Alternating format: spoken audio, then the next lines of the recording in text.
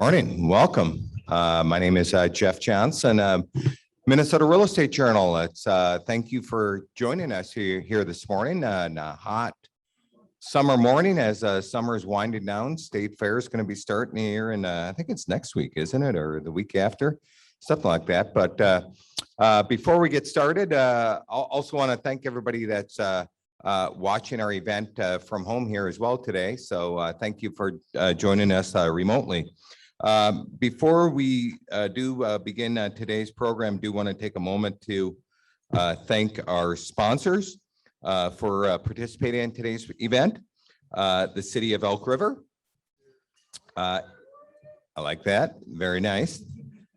We should do that every time for every one of our sponsors moving forward for all the events is like, woo woo. That would be awesome. I love it. So City of Elk River, Energy Guy. Yeah, I like it. Great River Energy. Very nice. Min Pace. Hey, I like that. St. Paul Port Authority. Nice. Sun Control of Minnesota. I like it. Sundial Energy. Oh, I heard a yeehaw. I like that. Excel Energy. Anyone? Jay, do you want to make? Oh, thanks, Jay. Here we go. All right. Thank you very much to our sponsors for participating. I think I am going to do this again for another event to see how many shout outs and stuff we can get. So thank you very much to our sponsors for being involved with today's event. And once again, thank you to all of you for joining us from home today. Also coming up, I just want to make an announcement of a few events we have coming up here over the next few weeks. September 1st, we are hosting a mid-year apartment summit that's going to be focused on apartment management, design, and modular construction. That's going to be here, North Metro Development Summit. And our 20th annual Land Development Summit will be here on September 15th. And then our Multifamily Financing and Technology Summit, and then our Downtown Summit, annual Downtown Summit will be October 8th. Here at Golden Valley Country Club as well too, which should obviously be a very interesting event. So, all right, so why don't we do this? I am going to officially start today's program by saying that today's program has been approved for 4 hours of real estate continuing ed by the Minnesota Commissioner of Commerce. And if you are here in person today, which most people that needed CE already know, you got to sign in and you got to sign out, and we need to have a real estate license number when you sign in and sign out. If you are at home today, watching at home and need those real estate 4 hours of credits, it's 4 hours only. There's no partial credit that we can give for the class today. You need to sign in, which includes putting your name and license number in the chat room, and then signing out at noon today by putting your name and license in the chat room. Then you get one other fun thing to do during the day is every hour you got to answer 2 poll questions each hour for a total of 8 if you're watching virtually. If you're here in person, you don't have to answer any of those questions. So you can just sign in and sign out. So if you're at home, make sure you answer all 8 of those questions. You have to answer all of them. If you miss any of them, unfortunately, you wouldn't be able to get the credit this morning. So all 8 questions have to be answered. So the questions will be up for a short period of time. So you have to yes, pay attention. Thank you, Todd. Yeah, the questions will be poll questions. They'll be up for a short period of time, and then they'll go away. So make sure you're paying attention if you're watching from home today. So, all right. So on to, oh, Jay's over here. I think you're going to close the curtain. I can get it on the way out too, Jay. Yeah, both of those. Okay, low bright. All right, so on to our first presenter, post-pandemic trends for smart and healthy buildings. I like this subject, but Rory, I always kill your pronunciation of your last name. Is it just Ruairi Barnwell? That's good. I didn't kill it.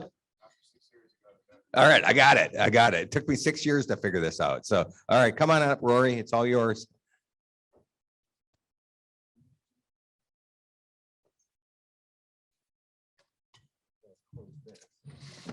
right, good stuff. You guys hear me okay? All right. So, yeah, thanks very much, everyone. Great to be here in person. Great to have in-person events. Just like to first of all say thanks to everyone at the Minnesota Real Estate Journal for having me back.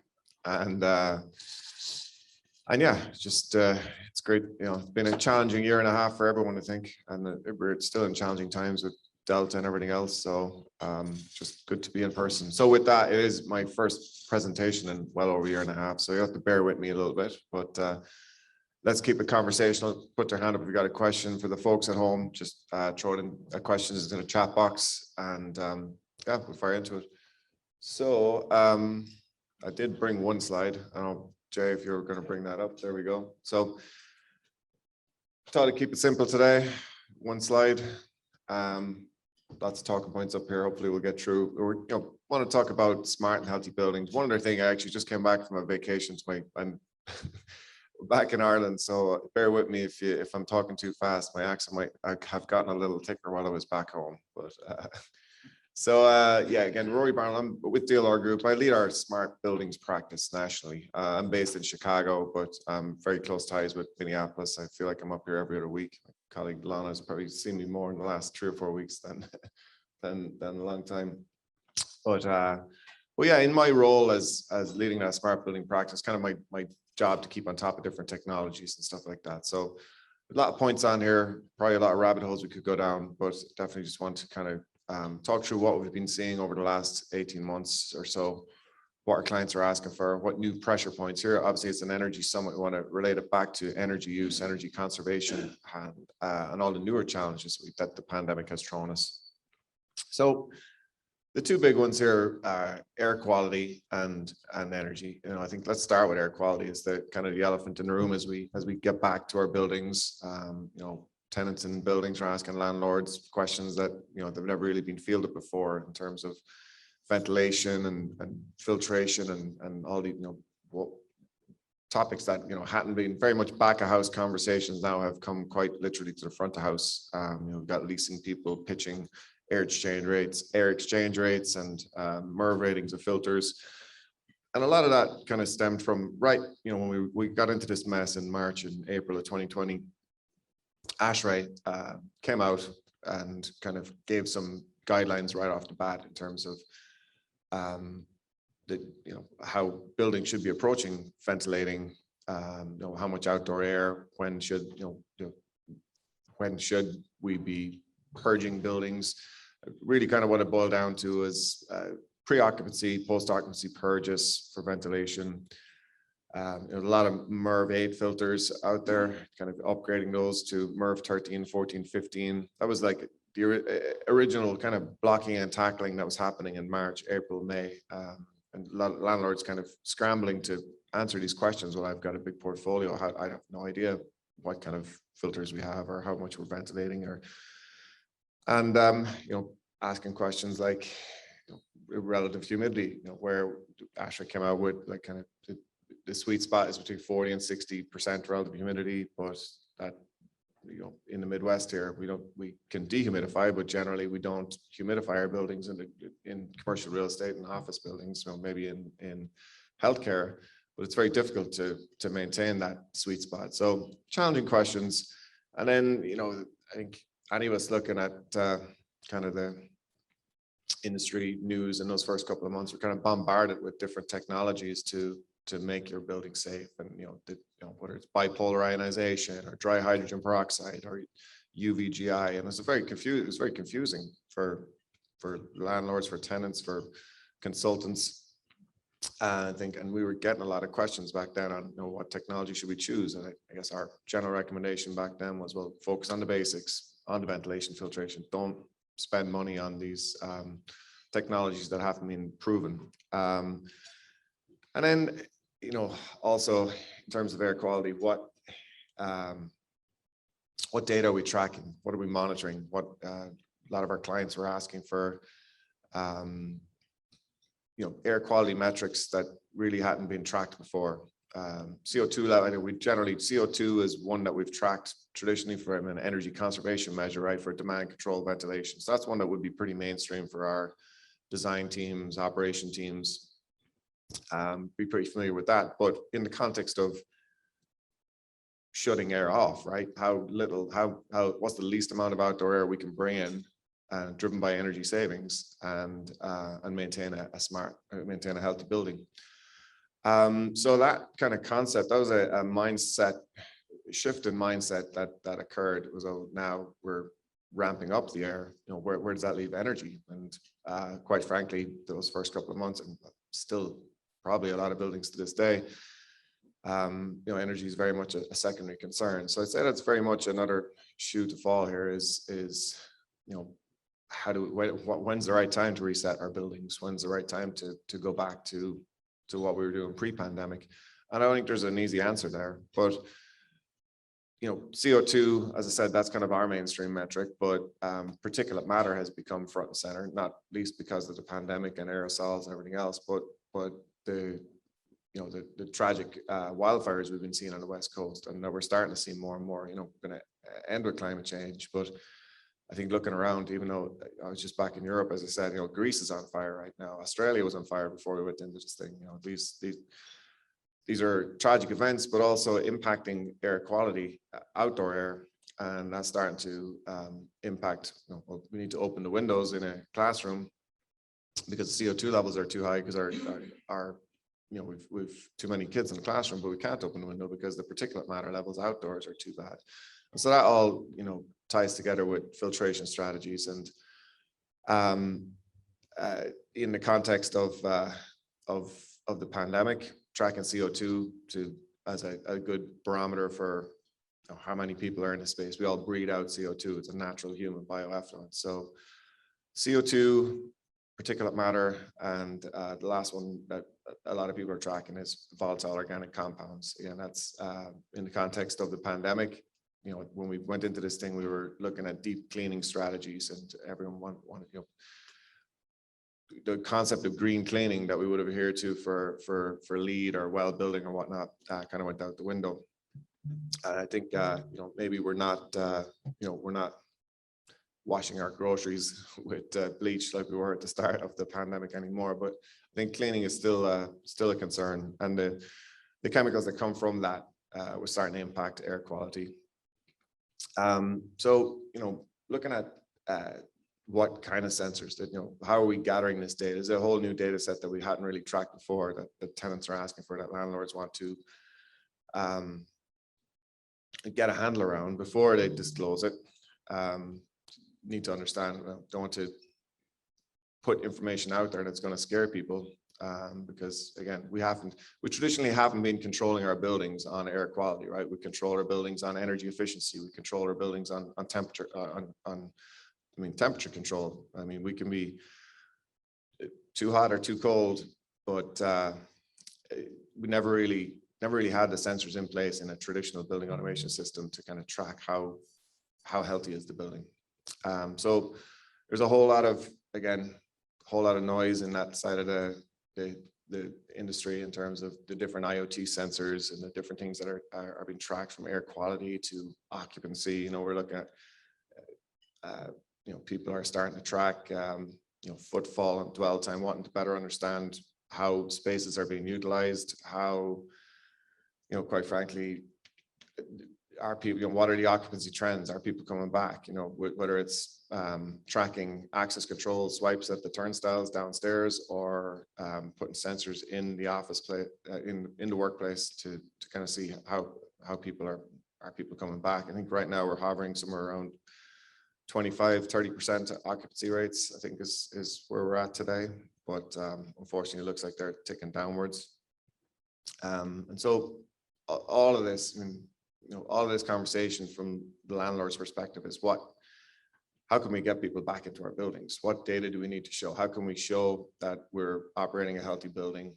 You know, what kind of data can we give to our tenants to give them the confidence and provide that trust and transparency to get back into the buildings? You know, looking through, there's a whole new set of sensors, and, you know, these IoT sensors, in addition to our building automation systems, our energy management systems.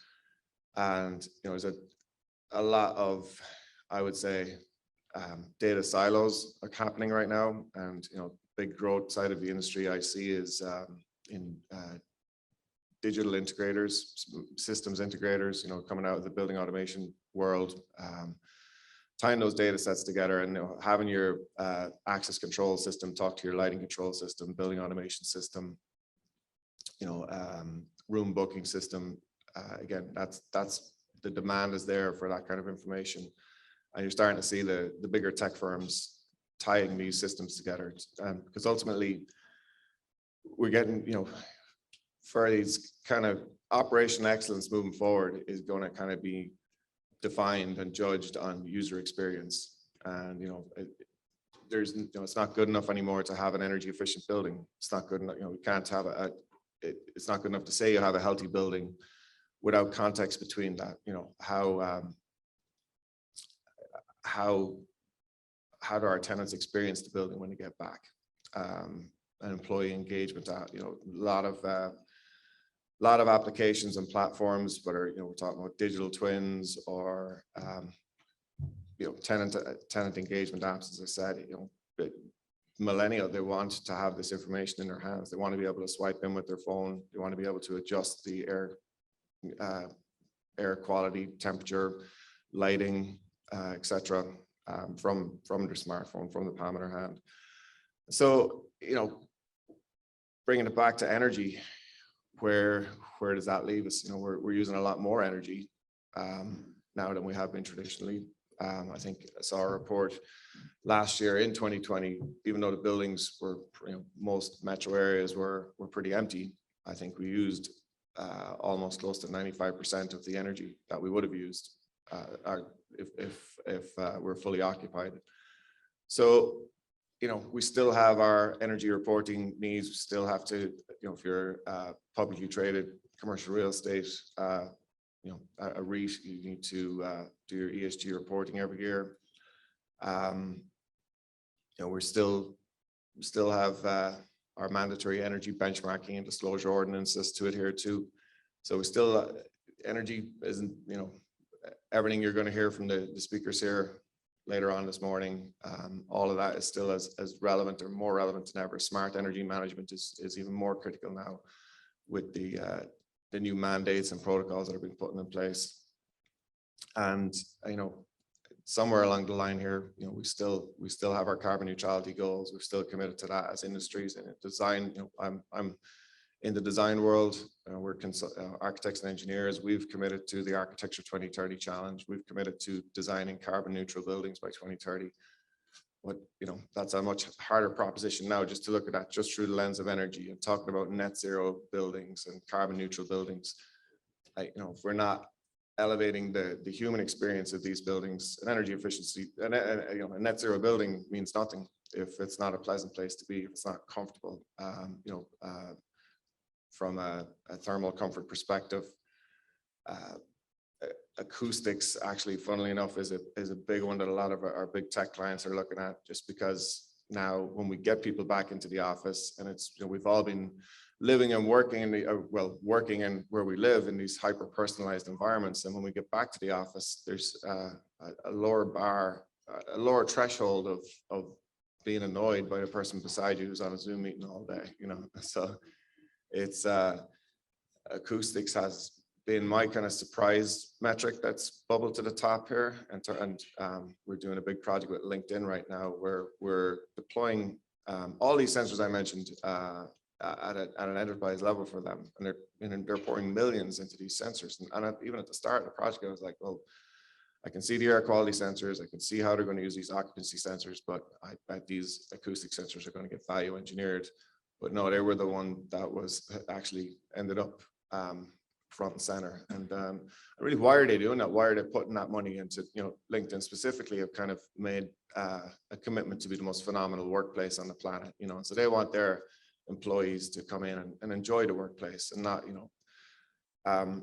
ironically, the project that we embarked on was prior to the pandemic. They were tracking air quality because of their concerns with the wildfires in California. They were tracking occupancy for the opposite reason, that because they were densifying so much, they were moving from 17,000 to 25,000 employees globally. And so they wanted to use that data set to inform their site managers to make smarter decisions, to make data informed decisions, not, hey, we have 10 new people starting Monday.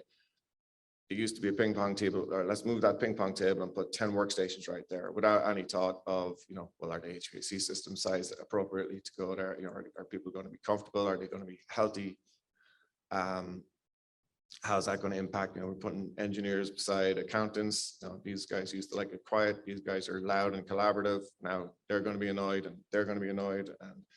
And so again, we're looking at things from that perspective prior to the pandemic. And now it's become even more focused and more critical to, as I said, the operating a building in an excellent fashion is no longer going to be judged by what kind of sticker you have in the front door, what kind of certification you have on the wall, or how energy efficient it is.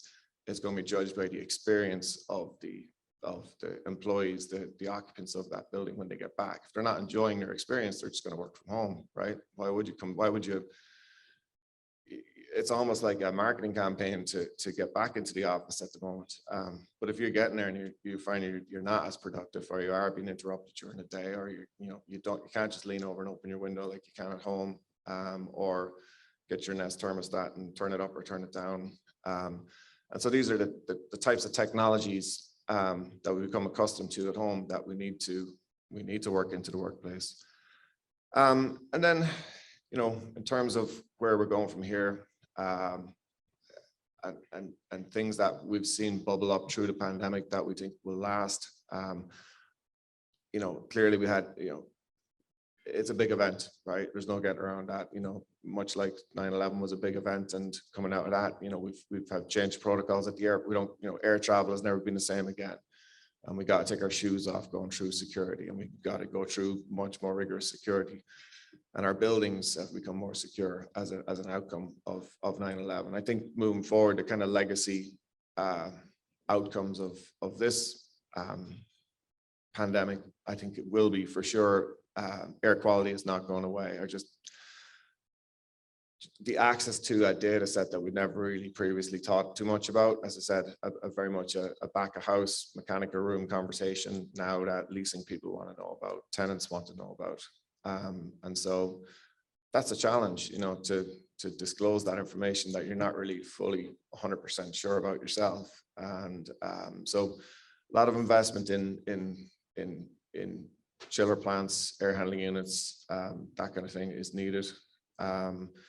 I think we're starting to see, much like I mentioned, the mandatory energy benchmarking and disclosure ordinances that we have here in Minneapolis, that we have in Chicago, and most of the major metro areas. As I said, I think that's going to start creeping into air quality. We're already starting to see that in California now, where we do a lot of work in schools as well, for example. And we're doing a massive project with a school district in California where they availed of CARES Act funding monies to upgrade out their HVAC. I think it's a massive district. We're replacing over 2,000 rooftop units at that particular district. But because they avail of this CARES Act funding and the couple of stipulations for the California state funding that kind of augmented that funding, and the teachers union, I think, were involved as well, but they have to disclose the CO2 levels and the particulate matter levels to the teachers. The teachers need to have some method of understanding where the CO2 levels are at in the classroom, and particulate matter. Again, particulate matter, PM 2.5, that's the smaller granular particulate matter. PM 10 would be dust and debris and kind of like just dander and stuff you see in the air. PM 2.5 is more that, a product of combustion, so you think, smog from car exhaust, the smoke from those wildfires, and it's the nasty, smaller, granular stuff that we can't break down in our lungs. And so that's a trend that we're starting to see in California. As I said, that's generally where those trends start, on the coasts, and they come into us a couple of years later. And as I said, I don't know if there's much more I can say about climate change that hasn't been said already. I mean, still, obviously, it's there. It's unfortunately a little bit politicized maybe now, but I would say, one thing I did notice while I was in Europe for a couple of weeks was there's greater sense of urgency that people have around the conversation with climate change there, and how it's much higher up the news cycle. And it's definitely, it's not the talking heads that are talking about it. It's mainstream. It's people, people are putting solar panels on, people are getting solar water heaters. So it's filtered down. When my parents get solar panels, I mean, I was like, right, Jesus, okay, it's something's happening here. And people are just the small things. Everyone's, people are letting their yards grow back into like grow out and attract like the birds and the bees and everything else. It's like you see these little things happening. You're like, oh geez, yeah, this is since I was last over there, maybe 2-3 years ago, it's definitely moved along quite a bit. So I guess that's good to see, but these letting your front lawn grow back is not going to solve the problem here. So I think it's a bigger issue that we all need to address. And again, as we're listening to the rest of the speakers this morning, I think we all just need to own our patch, whether it is solar or whether it is investing in an energy management system or upgrading a building automation system. Every little bit helps. And again, faced with that context and challenge of trying to maintain these higher expectations that the occupants of our buildings now have, and the greater access to different data sets that we didn't have before, it's definitely a challenging time, whether you're in my side of the world kind of designing buildings or consulting on operations of buildings, or you're operating a building or you're constructing a building. Everything just got that little bit harder. And I don't know, I think it's kind of it's very scary, but it is exciting at the same time to have these different challenges to maintain smart, energy efficient, and ultimately healthy buildings. So I'll pause there and see if there's any questions, or check in with Jay and see if there's any questions in the chat. But oh, sorry, you had a question, sir? So with the pandemic and the air quality issues you were mentioning, and then you add into that the user experience that you were speaking about, do you see well building certification becoming as important as LEED building certification? Yeah, that's a great question. Yeah. Yes, definitely. So the question was with the increased focus on, as we mentioned, increased focus on the healthy aspect, where does that leave? Or is there going to be more of a focus on the well building certification, and where, relative to everyone gets LEED. LEED is the mainstream sticker on the door. I would say yes, very much so. There has been an increased focus on well. My personal, I have a kind of a love-hate relationship with all those certifications, to be honest. I don't want to bite the hand that feeds me a lot of stuff, and it has brought a lot of, the whole energy conversation into the mainstream for commercial real estate. But at the same time, I'm not a big believer in the sticker on the door. You're ultimately going to be defined by the data. And, because this data is becoming more transparent right now, we have access to these data sets, the general, whether it's publicly available data, or we've got, cheap sensors that, if I'm a tenant in a building, I can put my own sensors in and tell my own landlord that, hey, you know what, CO2 levels are high. You're not bringing in enough fresh air. In addition to, the traditional hot and cold complaints that we've always had, right? Hey, I'm not getting enough air. Now we're complaining about, hey, VOC levels were very high. Did you turn on the, did you pre-purge the building this morning? So one trend I'm seeing is more of a, there's a certification called Reset. So if you haven't heard of that one, check into it. It's cheaper than well, and I feel like it's better because it's more focused on the outcomes. It's not a set of prescriptive tables that you need to follow like well and LEED is, and check this and check that. It's just here's the thresholds you need to maintain air quality within. You figure out how to do it, but report continually that you've kept CO2 levels below 800 parts per million for occupied hours. You've kept TVOC levels and particulate matter levels. So we're starting to see a rise in those more performance-based standards and certifications. So good question. Anyone else? Any questions from the folks at home there, Jay? No? All right, good stuff. Well, maybe hopefully everyone understood me, but all right, well, yeah, I'll just close then and just say thanks again for having me. I think it'll be an interesting conversation moving forward. I mean, it's a there's a lot of context and interaction between the how smart the building is, how energy efficient the building is, and ultimately how we're maintaining a healthy space. So we'll see how it goes moving forward. Well, thanks very much for having me, guys.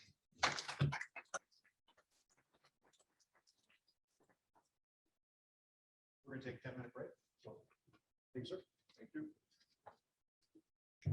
For folks at home, we're going to take a 10-minute break. We'll be back in 10 minutes.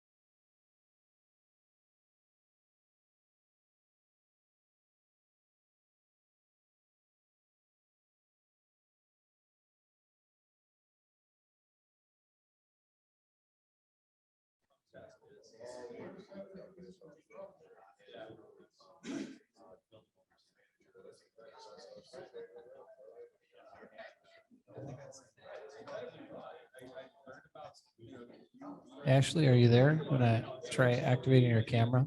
See if we can see you here live.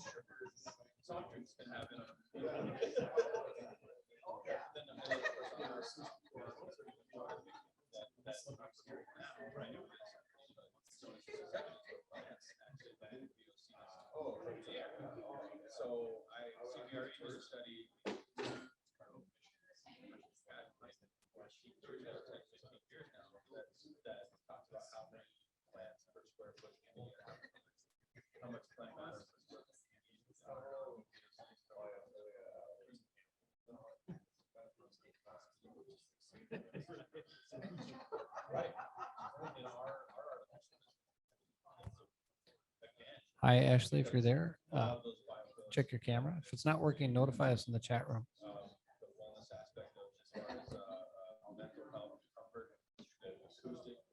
There we go. Test your microphone quick for us. Testing, testing. Yeah, say, talk some more. Hi, this is Ashley with There we Excel go. Energy. Awesome. All right, we'll start in a couple minutes, actually.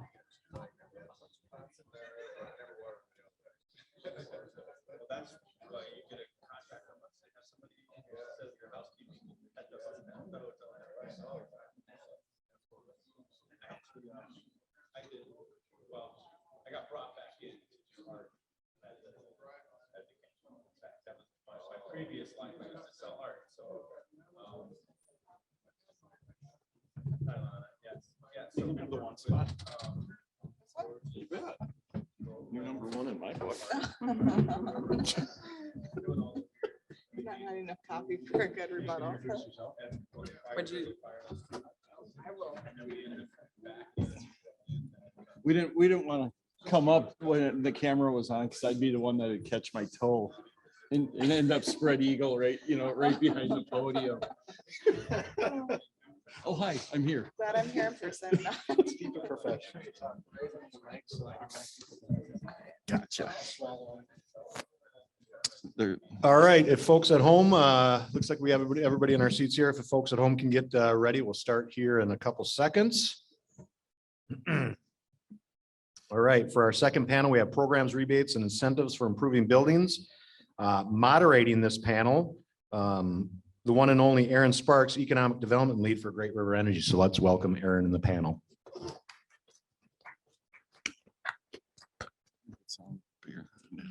All right.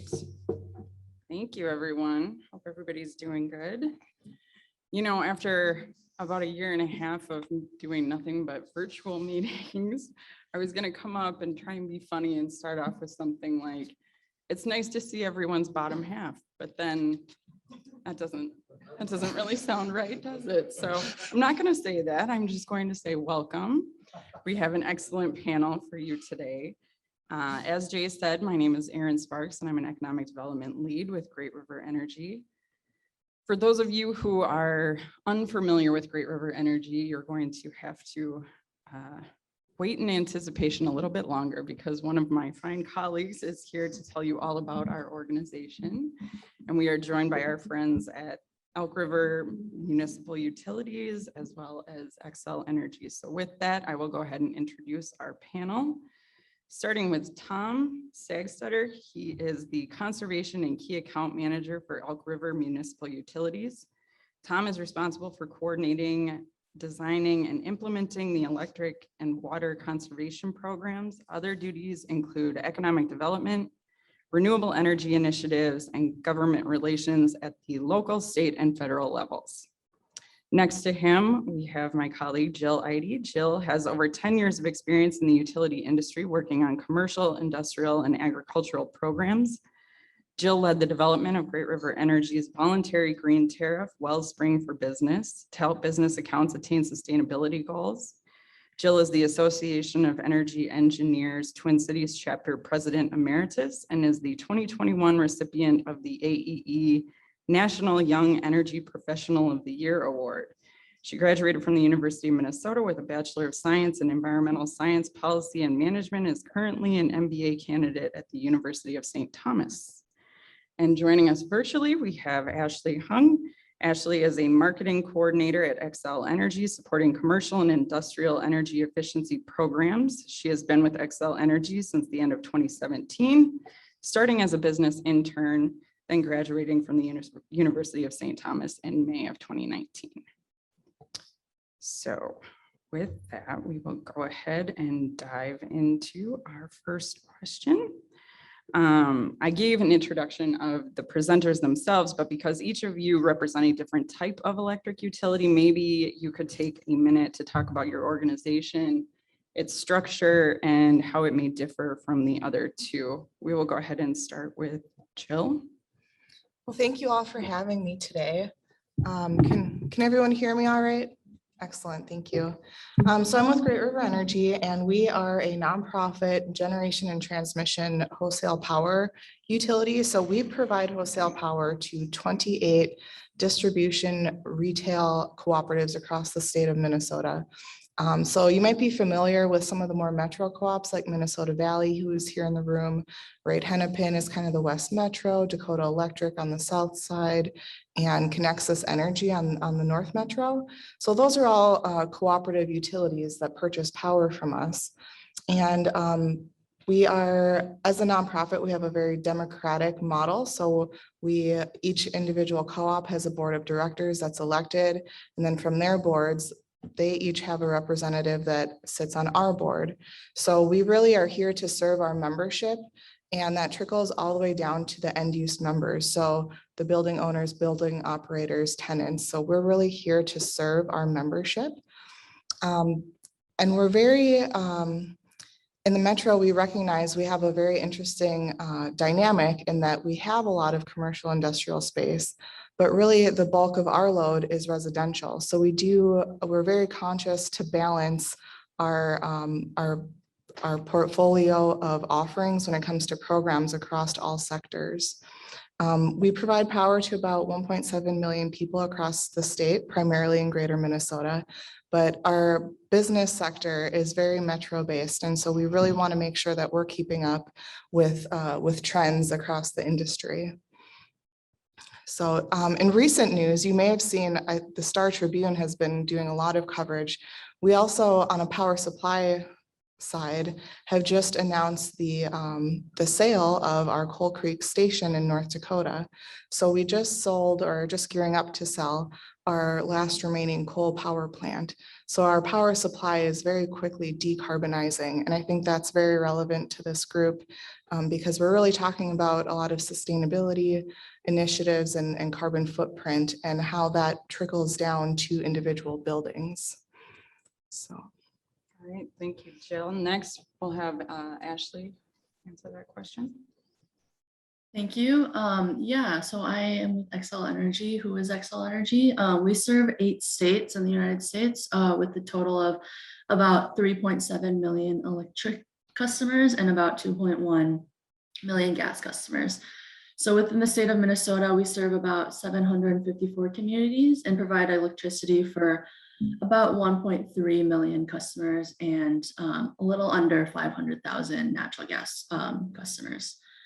Since about the early 1990s, we've supported an abundance of electric energy efficiency programs and offer a leading portfolio of programs with options for all types of customers.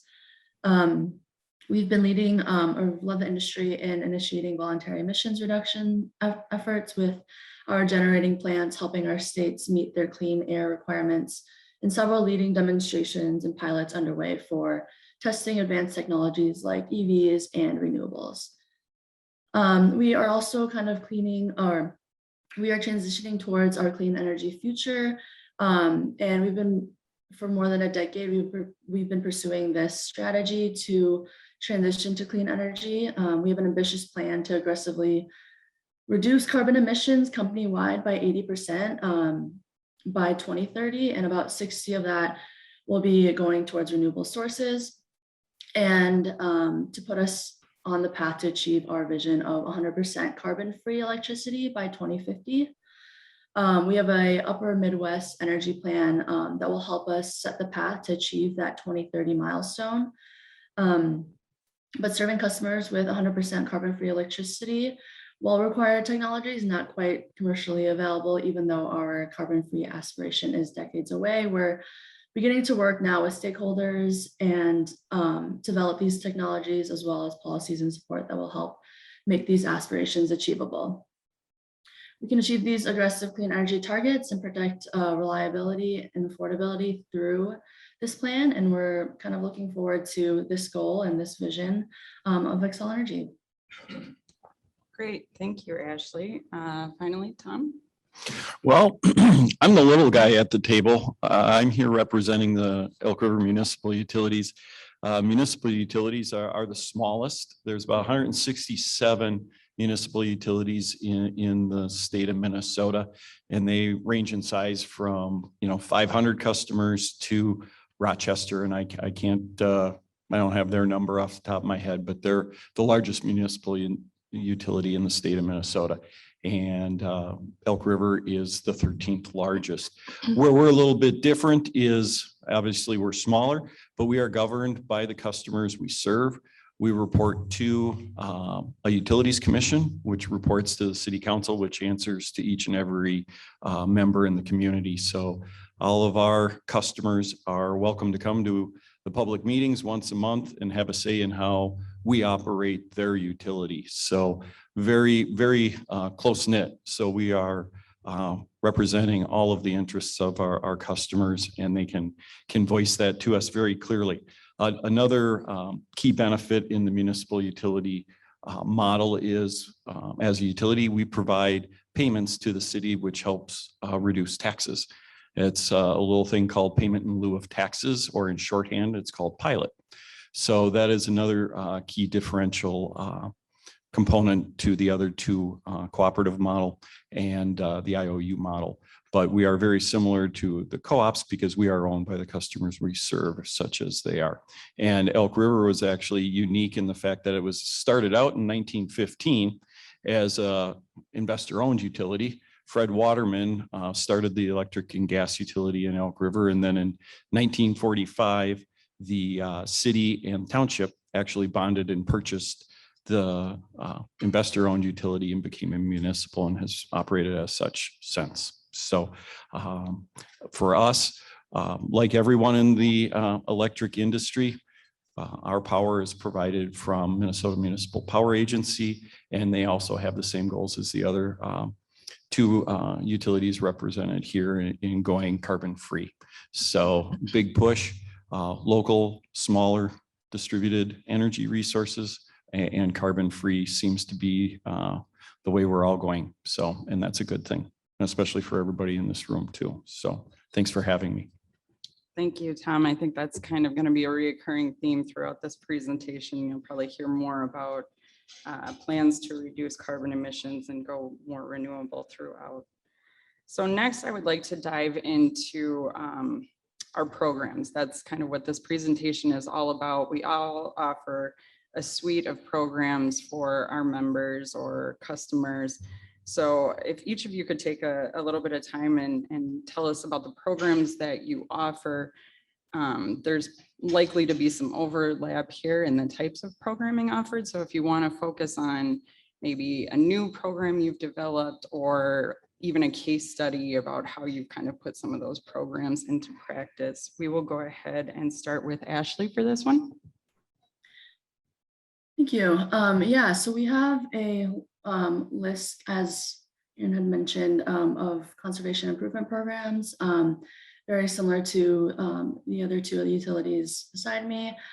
So we kind of focus on conservation improvement programs for socializing the costs of our conservation programs across our customer base, which helps to relieve our single customer or customer type from financially supporting energy efficiency and conservation programs.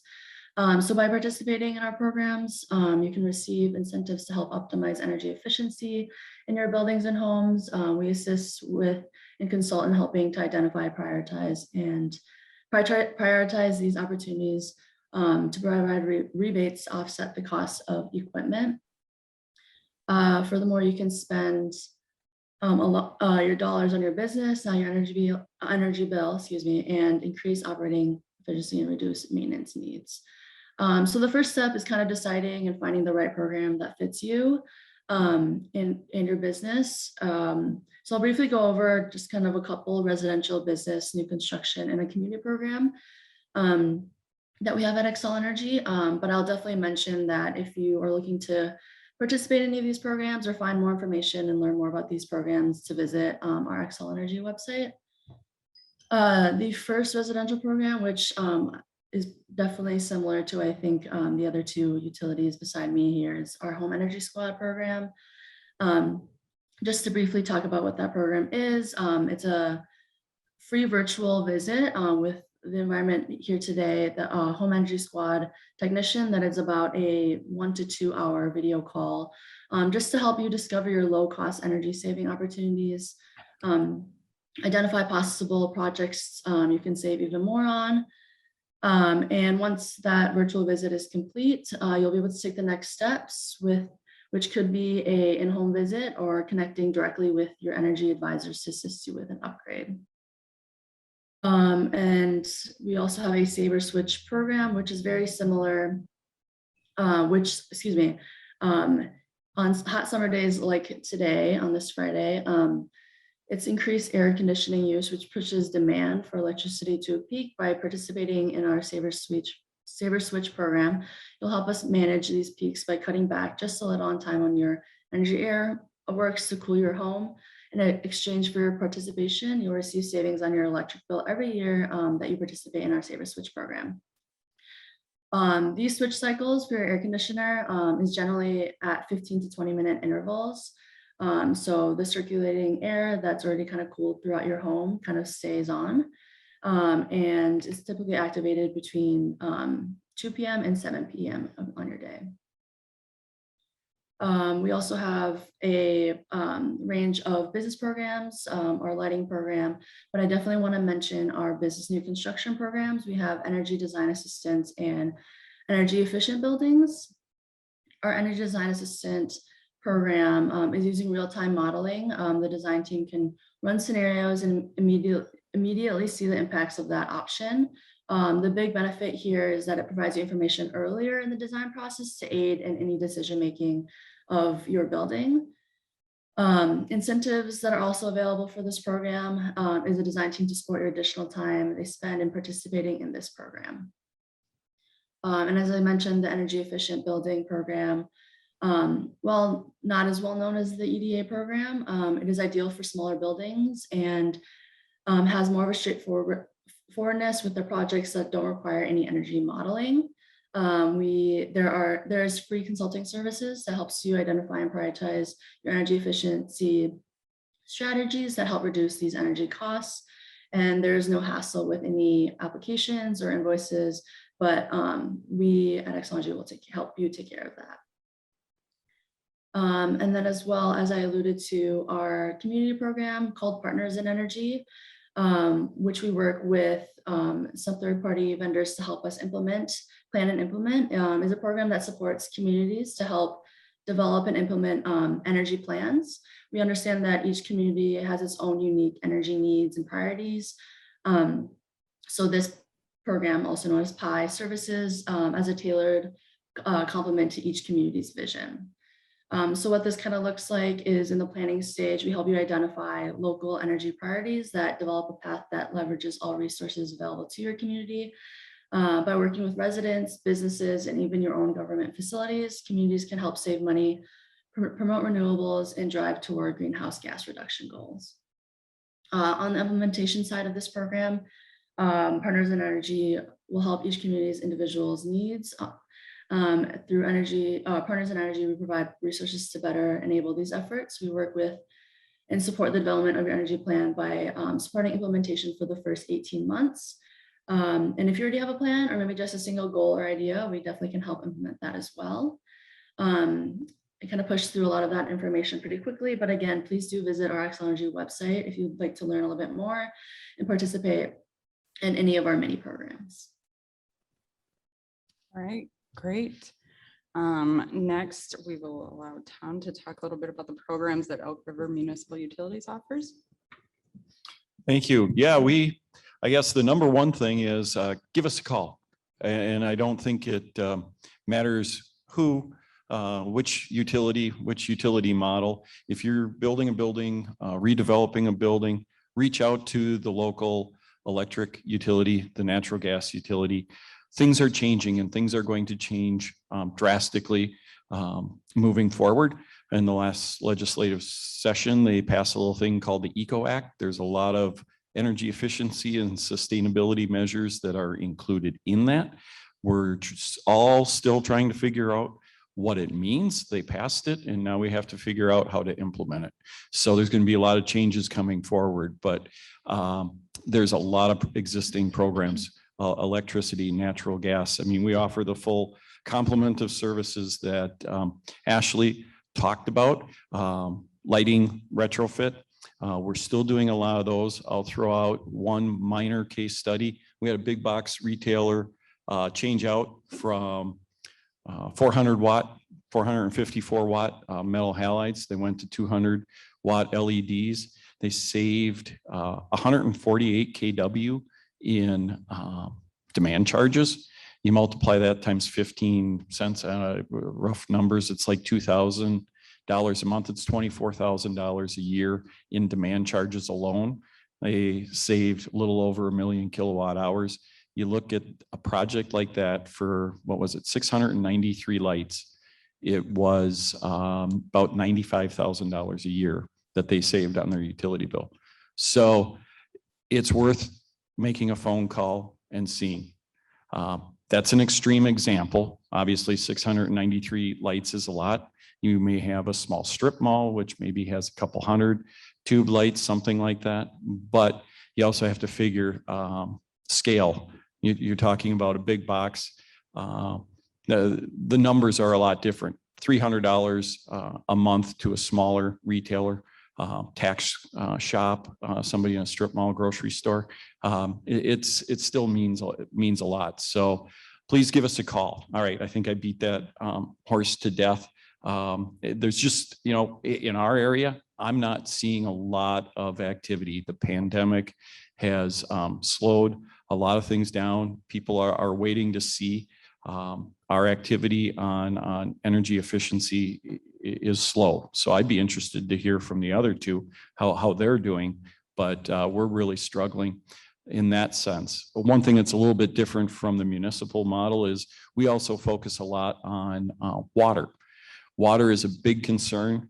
That's probably going to be the new electricity moving forward is clean water, clean drinking water. So we're really focusing on water efficiency. We have spent the last 2 months answering questions about high bills. You folks irrigate. I'm sure commercial properties use a lot of homeowners associations use a lot of water. So we've been spending a lot of time on efficiency, water efficiency and conservation as well. That's going to be carrying forward. And we also work on organics and trash.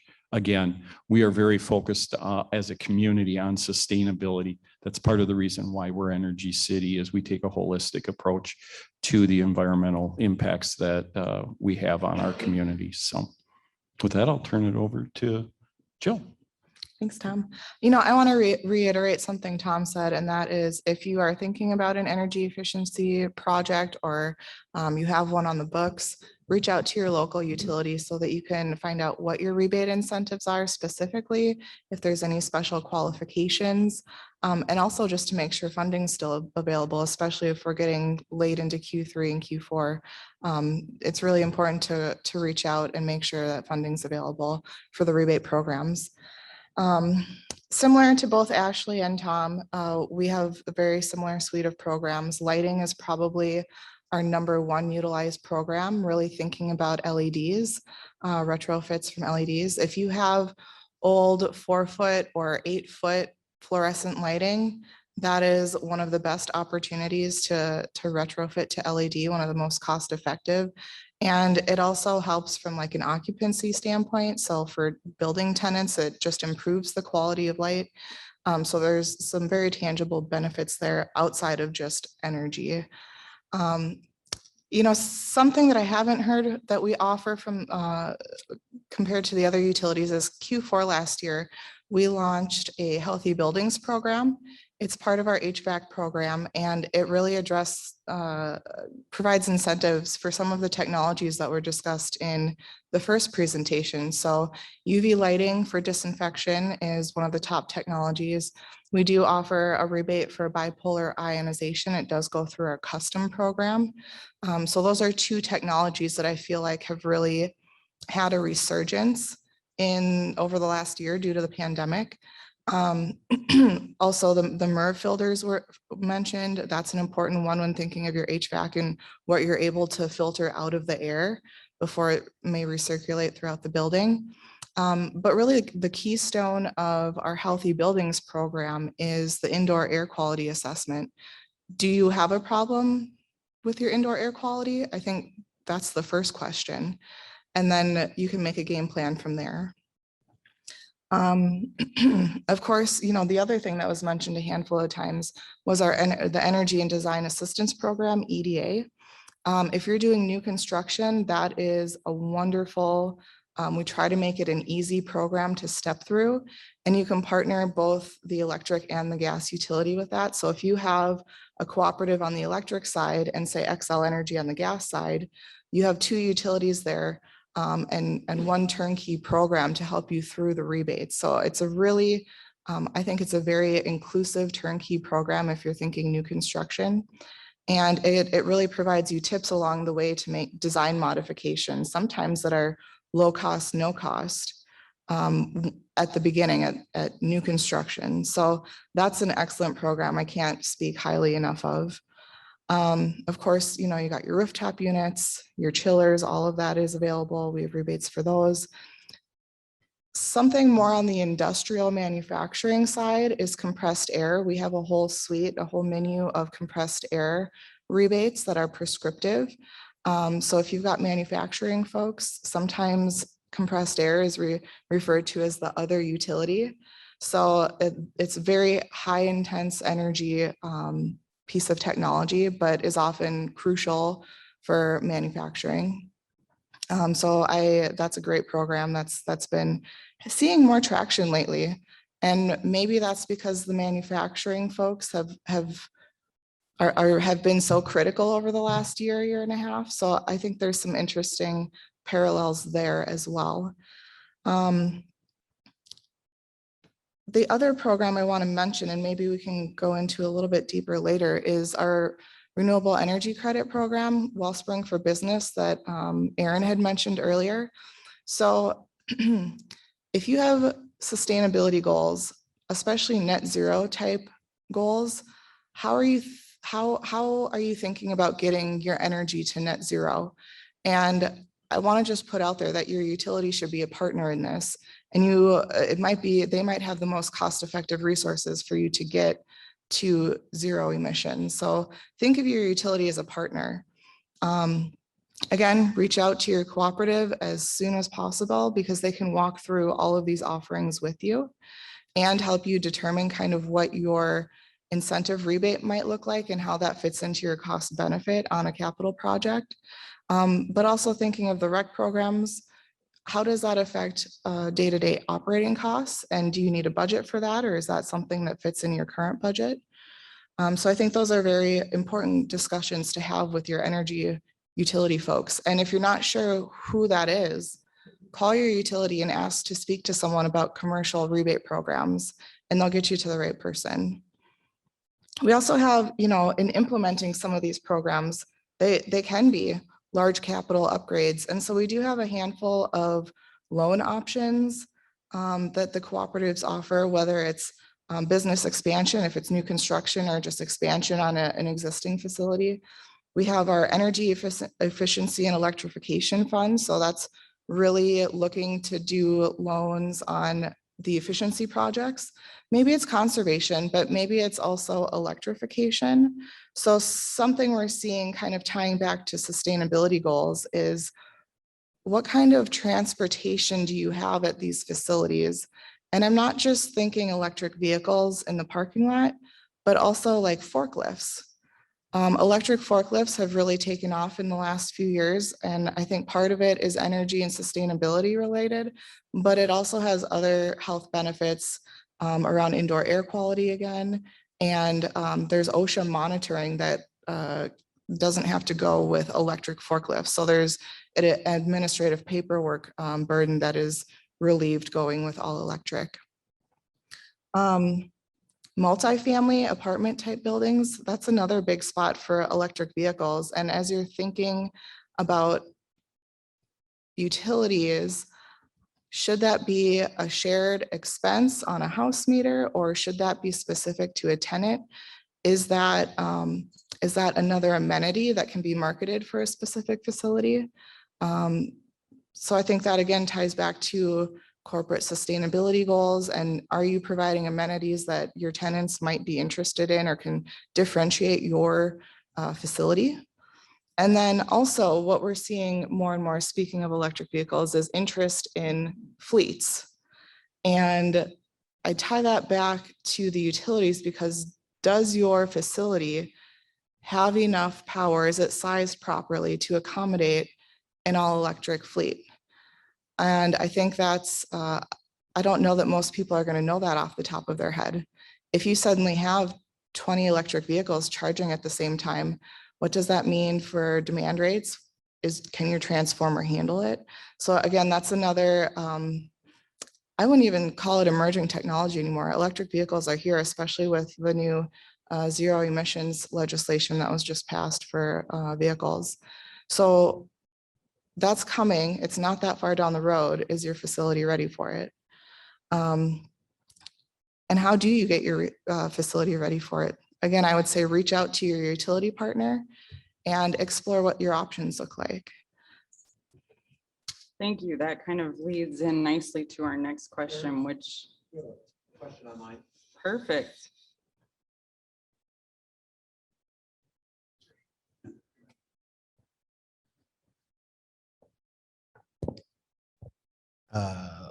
Donna online is asking Ashley, does Xcel Energy still offer rebates towards recommissioning studies on existing commercial buildings? And if so, can you describe the program? Yes, so to my knowledge, our recommissioning program is now under custom. So it run through very specifically and similarly to custom projects. Now, it was a recent change. So I would definitely visit the website or connect with your energy advisor to get more information on that program. And there is a variety of study offerings that does include rebates within that as well. Okay, You know, great. I maybe have another note on commissioning. That's a great question. So thinking specifically of office buildings, so many of them have been vacant for the last year. How are people going to start bringing that building up to occupancy standards? And I think commissioning or recommissioning is a great program for that. So definitely reach out to your utility and see what kind of incentives are available for commissioning. Let's talk a little bit about emerging technology. I know that each of you have kind of touched on it in your program overview, but what are some of the things that you guys are seeing out there now? And what do you expect to be seeing more often in the future? Can we start with you, Tom? Sure. I think the biggest one would be transportation. Transportation in the state of Minnesota is now the #1 emitter of CO2 into the environment. It has replaced electricity, the generation of electricity. So that is #1. That is a big focus for a lot of utilities. One of the things that we're looking at is ramping up incentives to commercial property owners to install both public and private use EV chargers in the workplace or in multifamily. I think that's a big focus for us as well and across the state, is to get into the multifamily units. One of the things when you are doing construction or reconstruction, take a look at putting in infrastructure, making sure your electric utilities are sized properly to accommodate electric vehicle charging, because Jill is right, it is coming and it's not far in the future.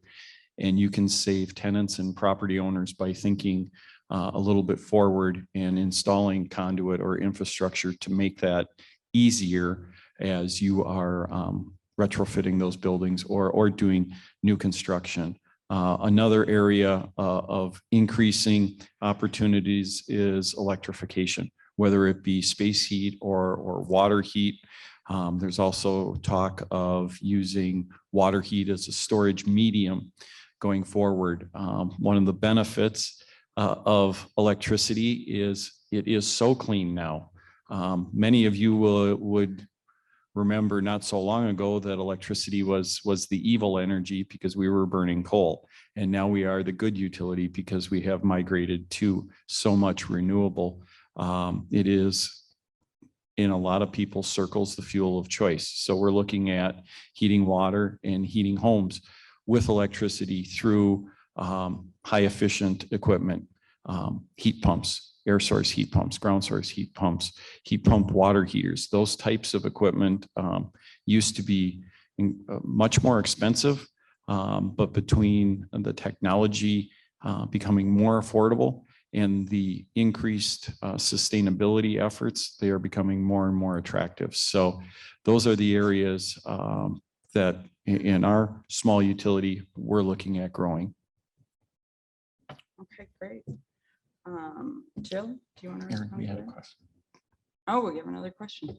Yes. Just to follow up on this discussion of electric vehicles, when you look at what's coming, the volume of vehicles that are going to be charged, presumably at night when renewable energy might not be producing the power, are you seeing battery storage now becoming, part of the equation when you're going to look at your clean energy delivery to satisfy the demand now that's going to be taking place at night when all these vehicles will be charging? Is that thought in terms of how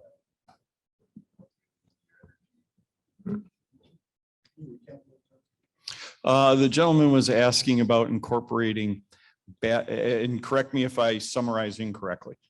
The gentleman was asking if we're going to be able to supplement batteries to supply peak demand charging for electric vehicles in off-peak hours. Correct. Okay.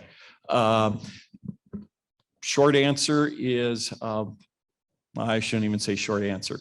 There's a lot of research going on about batteries. Batteries are probably the one challenge in the energy market, whether it be electric vehicles and the range that they're able to allow us, or storing renewable energy to use in off-peak hours.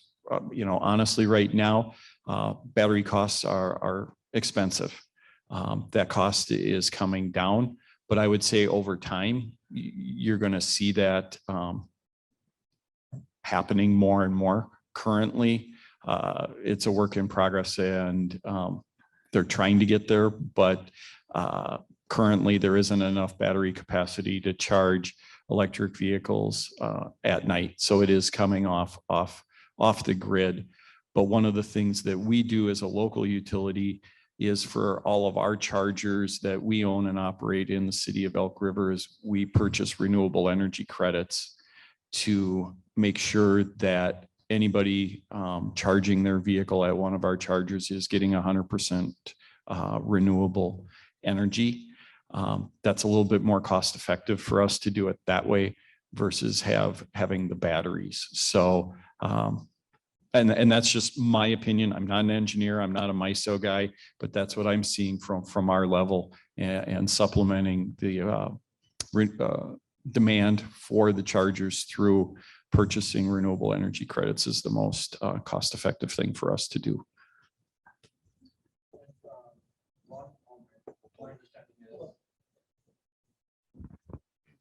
My understanding is some utilities are using renewable energy to charge, and wind power is higher in the night hours. So the solar storage is offset by wind.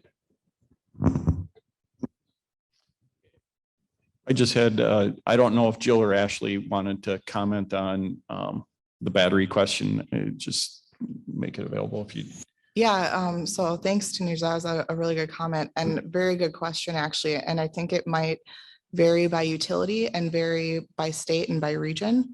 So as the cooperative, we actually prefer the cars to charge overnight for kind of two reasons, is because that's when our wind is being generated. So it's actually more renewable overnight. And I think that's something unique to the upper Midwest, where I think a lot of folks are very, they've seen more solar because it's more visible. Perhaps you see more in metro areas of solar than wind.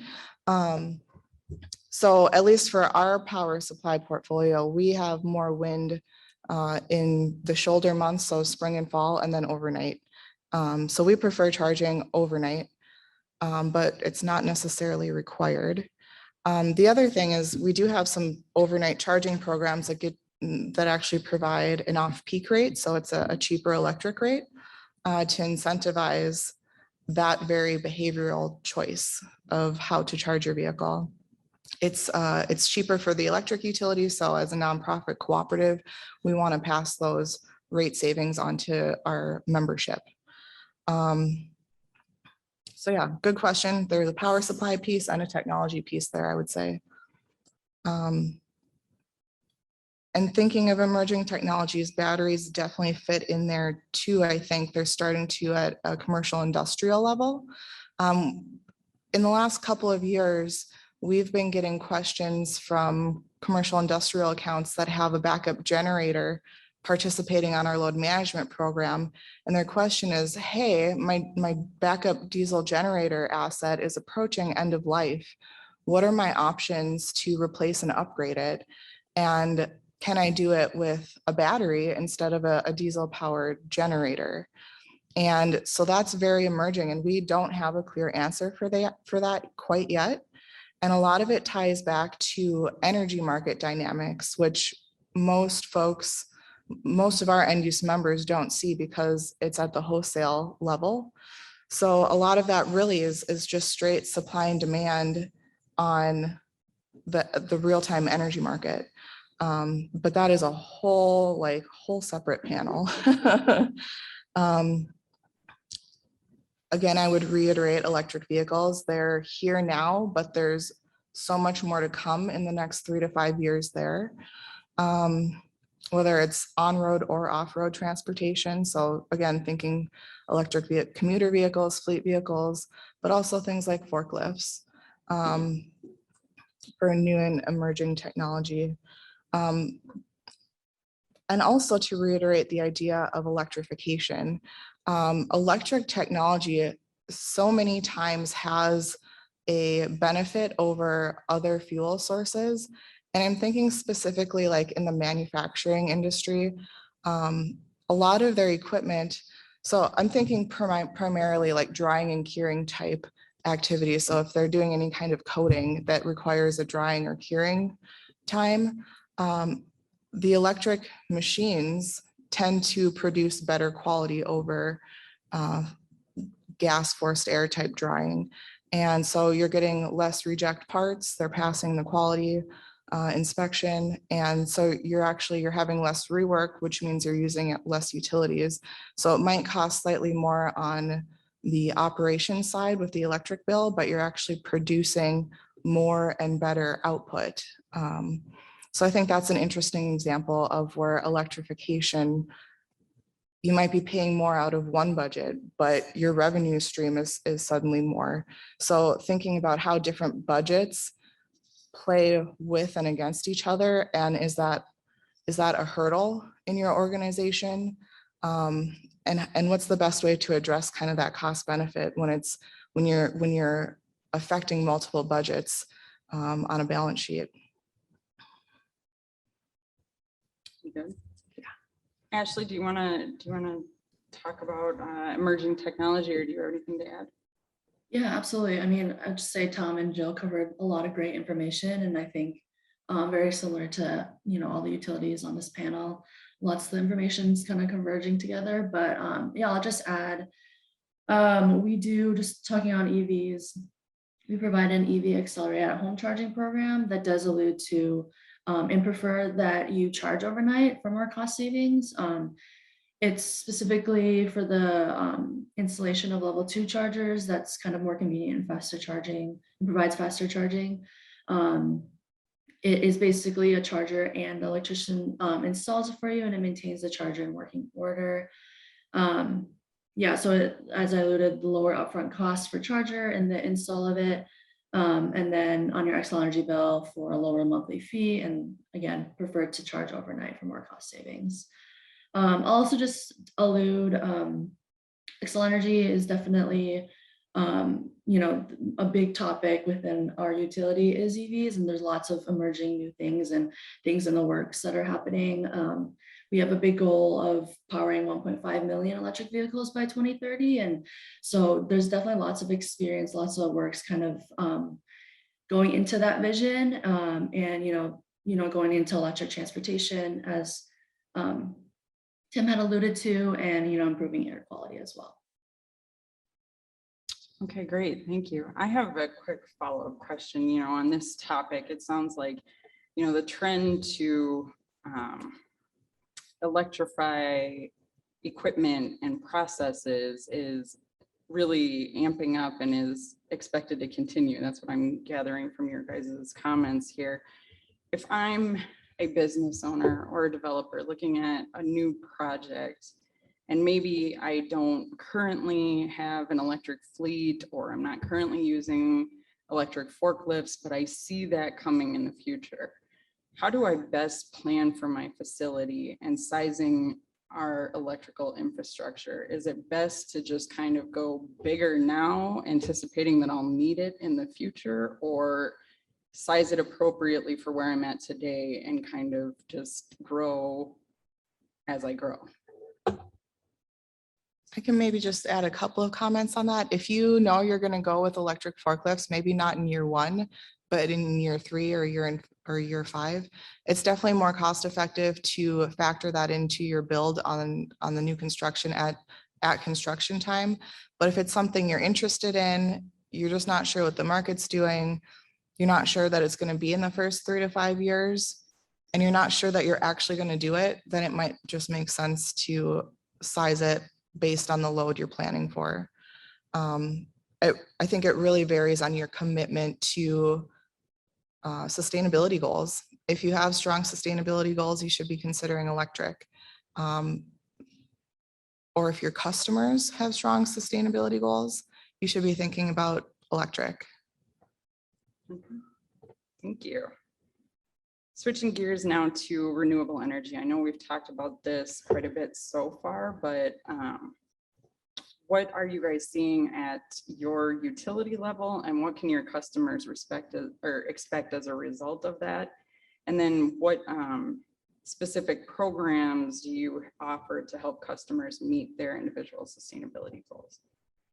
Jill, let's start with you. Yeah, so I think starting with the idea of what is your existing renewable energy mix? What does your utility's renewable energy look like right now? For Great River Energy, we are already 25% renewable. So as a building owner, operator, or tenant, do you need to supplement your energy with 100% renewable if you're already 25% the way there? And it's a little bit of a rhetorical question, because depending on what metrics you're using to measure your sustainability might dictate what your answer is there. We also offer, all utilities in the state offer net metering. So renewable energy or distributed energy under 40 kW has the net meter rule, and the utility is required to purchase any excess energy at retail rates. So that is open to everyone. Generally, we see that with solar, because a lot of cities won't permit a wind turbine in the middle of their city. So we primarily see that with solar.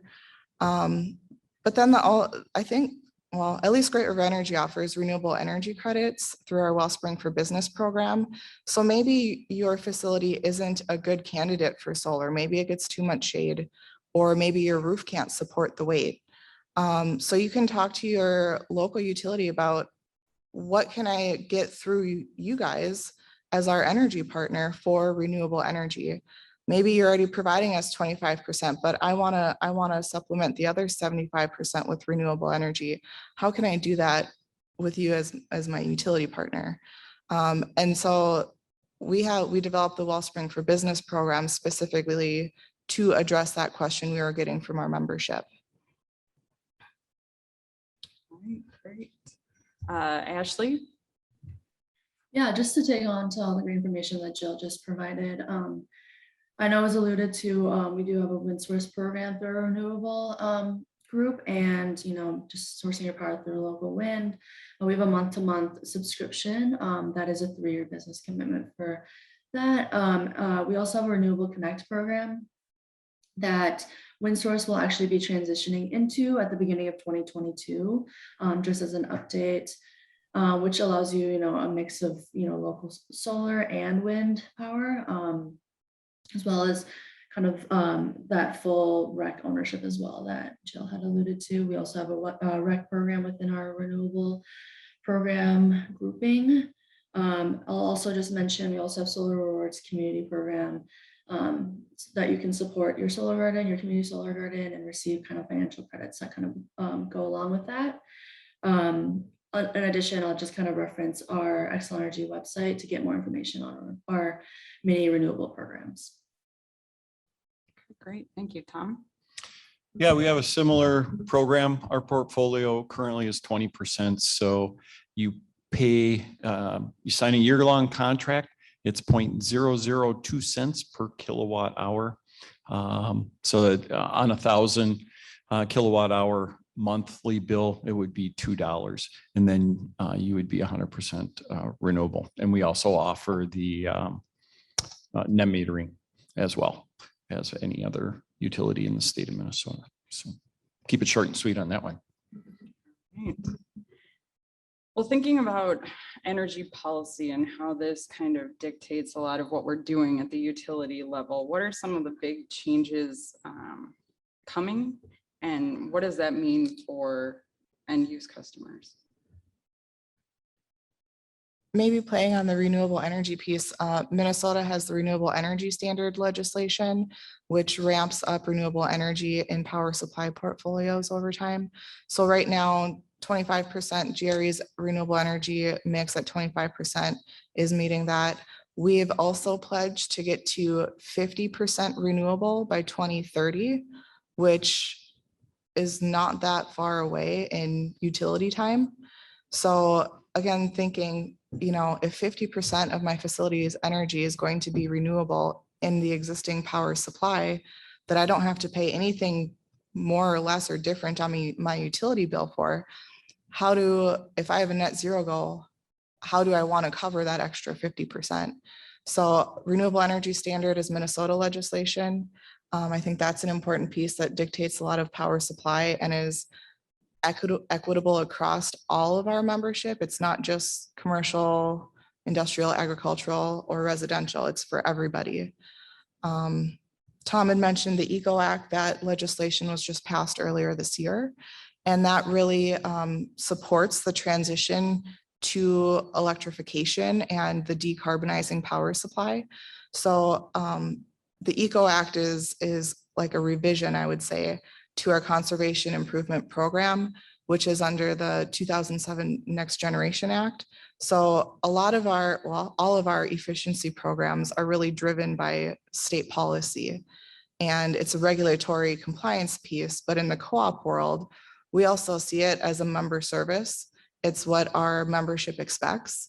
So we try to keep our programs very up to date and relevant, whether it's on renewable energy, energy efficiency, conservation, electrification. All of that really ties back to really state policy in this case. Do either of the other two want to comment on this, or? Yeah. Go ahead, Tom. No, I said no, but I think the big news is electrification. I think you're going to see electric utility growing. Electricity sales will be growing because they're cleaner. And I think when you look at the energy efficiency aspect, they are, the energy efficiency programs are good programs for customers. We take a lot of phone calls from customers that they don't like their electric bill. Energy efficiency empowers people to take control over something. Because when I'm dealing with a commercial or residential customer and they call, they say, well, my bill's so high. Well, I can just tell them use less.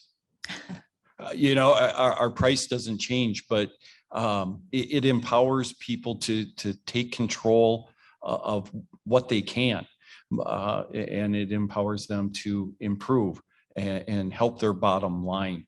So when you look at the, energy efficiency programs, it's a customer service tool to help people control their monthly bills.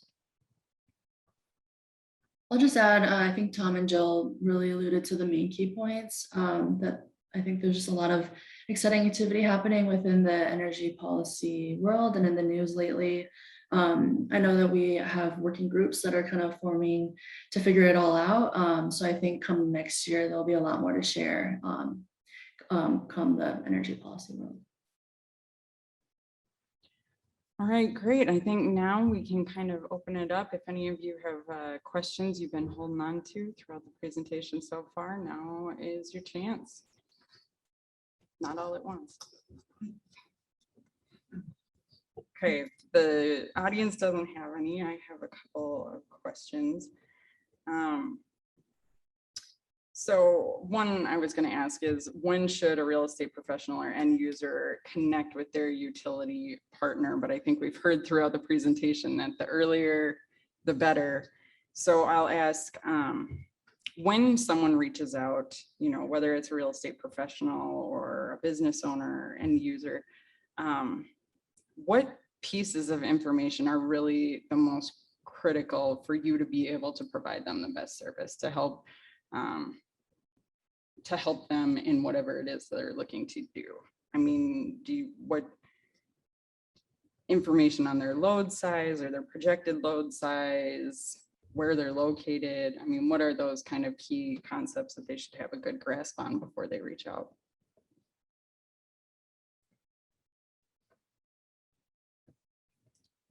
I would just say, if you're reaching out because you're doing an energy project, having at least a high level overview of what the plan is. So is it new construction? Are you looking to replace or upgrade your HVAC system?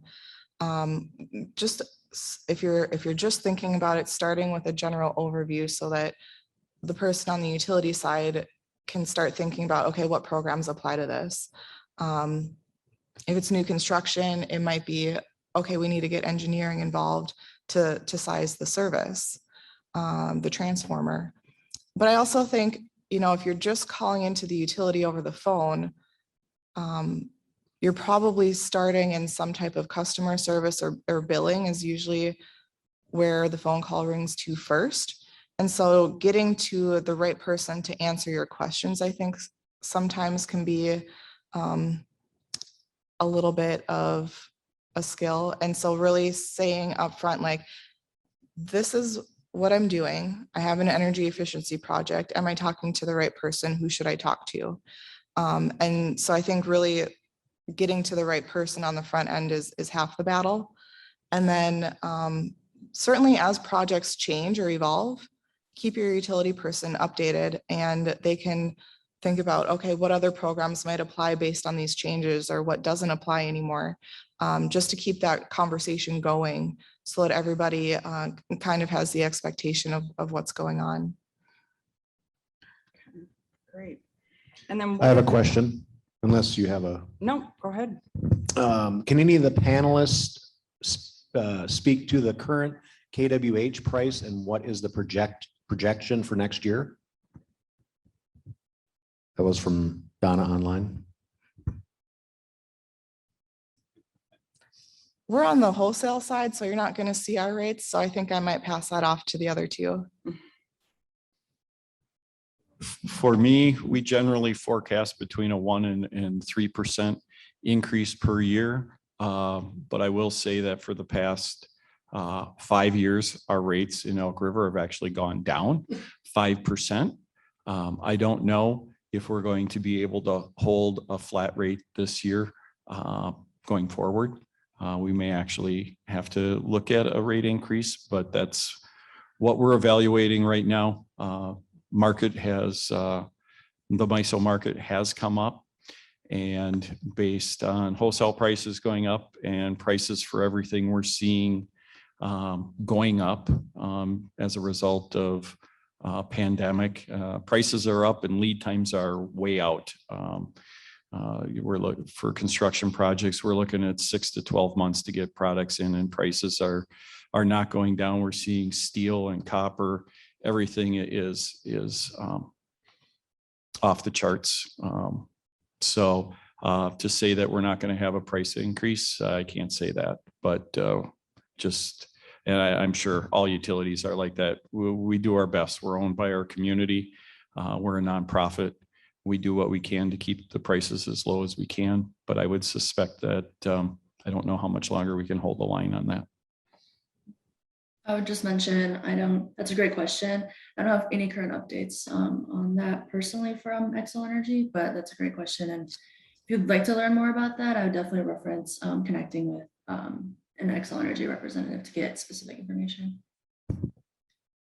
Aaron, I have, I just might add, there are things that individual accounts can do to help the utility manage future costs.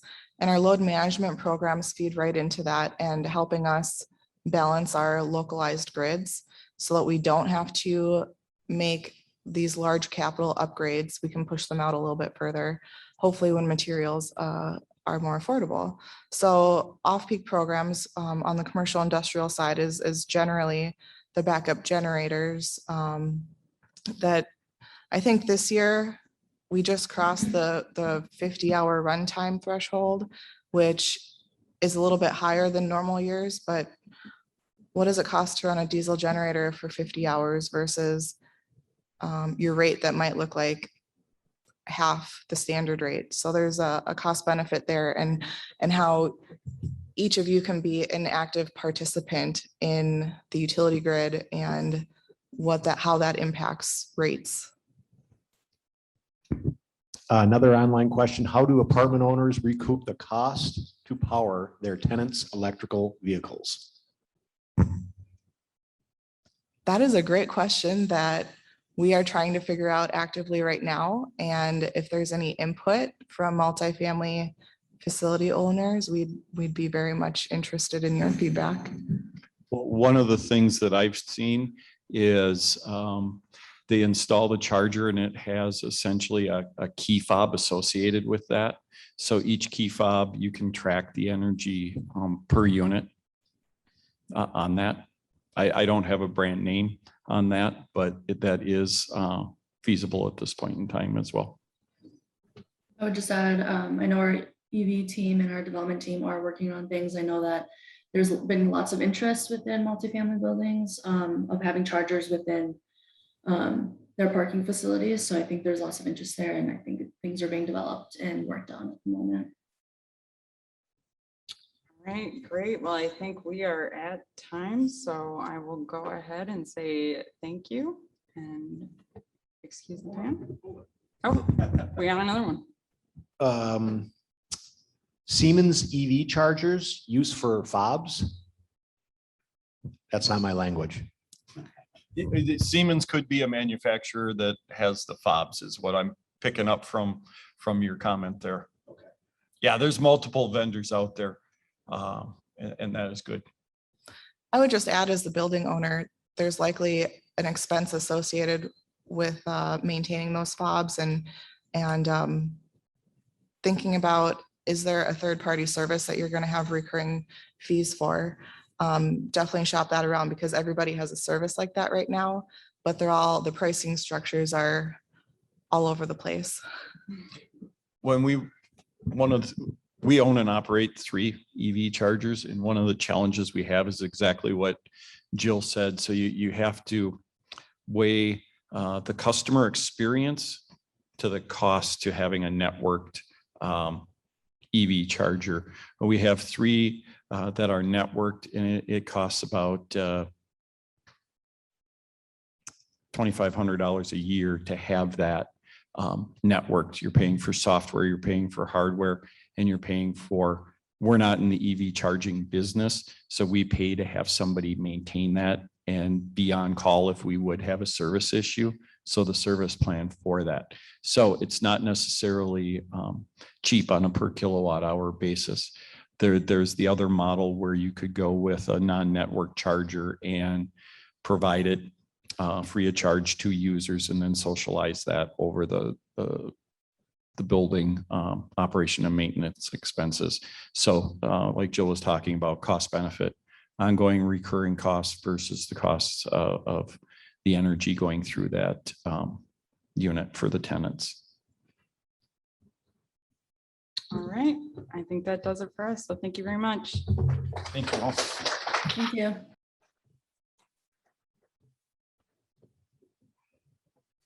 All right, 10-minute break for those online and also here. So we'll see you in 10.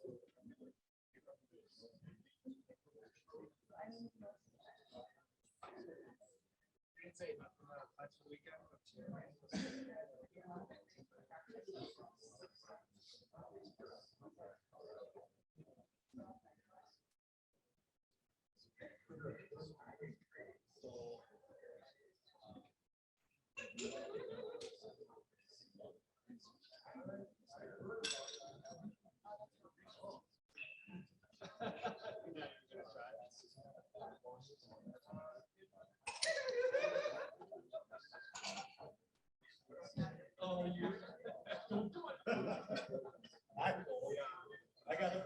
So good.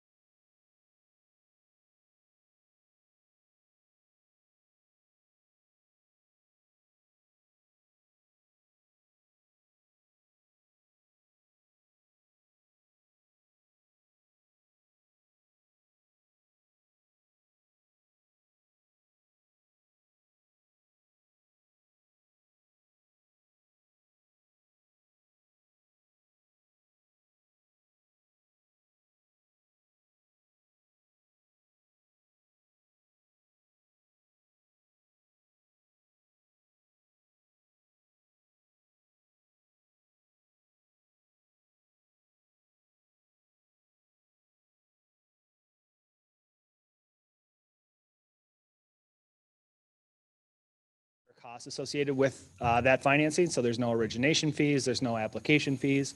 We make it really easy for your customers and your clients to apply for the program and get approved. And so when you look at, no upfront costs as far as the financing is concerned, there's also no upfront costs when it comes to the projects itself, because we can finance 100% of the project. So when you're looking at traditional bank financing, you're probably going to see anywhere from 50 to 75% lending capability, depending on the type of project that you're working on. And that can be even lower if we're talking about renewable energy. Banks don't typically like renewable energy solar panels from a collateral standpoint. So with no upfront costs and 100% financing, it's a great way for commercial property owners as well as agricultural property owners to finance energy efficiency and renewable energy with no money out of pocket. And as we heard again in the previous panel talking about utility incentives, rebates, other things like that that can help justify working on these types of projects, we can finance 100% of the project. So any rebates, any grants that customers are applying for above and beyond the PACE financing, that's money in their pocket. So we can finance 100% net or exclusive of that any utility incentives or rebates that you might get.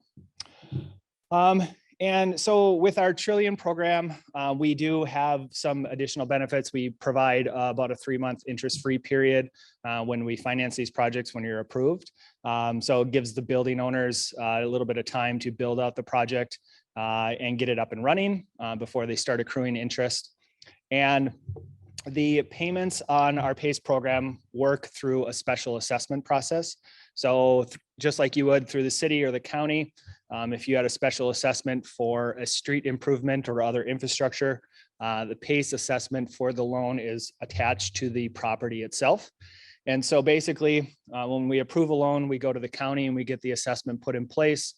Your first payment's going to be due May 15th of the next year when you pay your property taxes. So you're going to see a line item on your property tax statement for the PACE loan, and you're going to repay that over the term 10, 15, up to 20 years, as I described. So it's a great opportunity for business owners to, with no upfront costs, make improvements to their properties and then have a delayed repayment so they can, if it's renewable energy, they can file their tax returns, they can get their investment tax credit as well as depreciation at the end of the year that they're installing the project, and then still not have that first payment due until May 15th of the following year after they filed their taxes and hopefully receive their refund.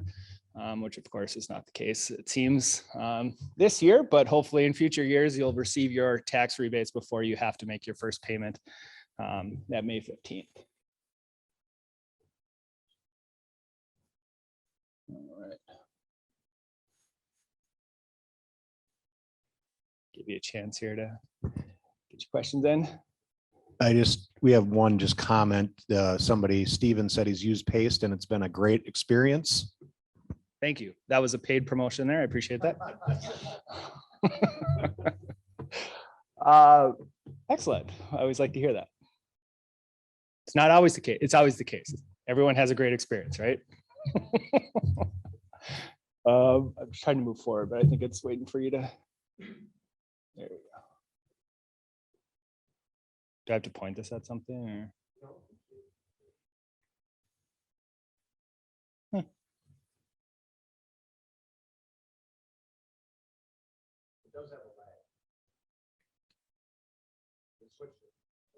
Oh, there we go. Okay. So as we talk about, so here we're focusing on building efficiencies, but from building owner motivation, we receive a lot of, applications for solar installation. So that's certainly a big part of the projects that we do.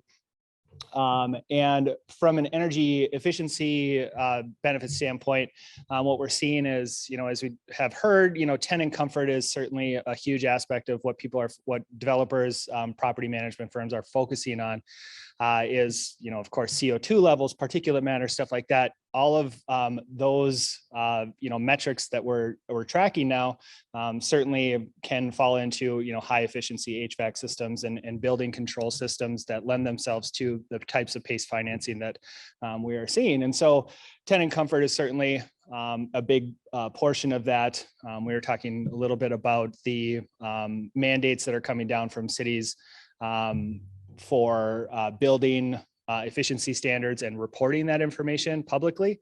And so we've seen that in Minneapolis. St. Paul has tried to do a similar initiative, didn't have as much success, but it's still moving forward to track and report building efficiency standards. And so we're seeing, a lot of tenants that are looking to have their staff located in buildings that are efficient, comfortable, and healthy. And so we're seeing that, using PACE financing to increase the efficiency of your HVAC system, coupled with the environmental controls that go along with that, we're seeing that's a huge benefit to both the tenants and the property owners themselves.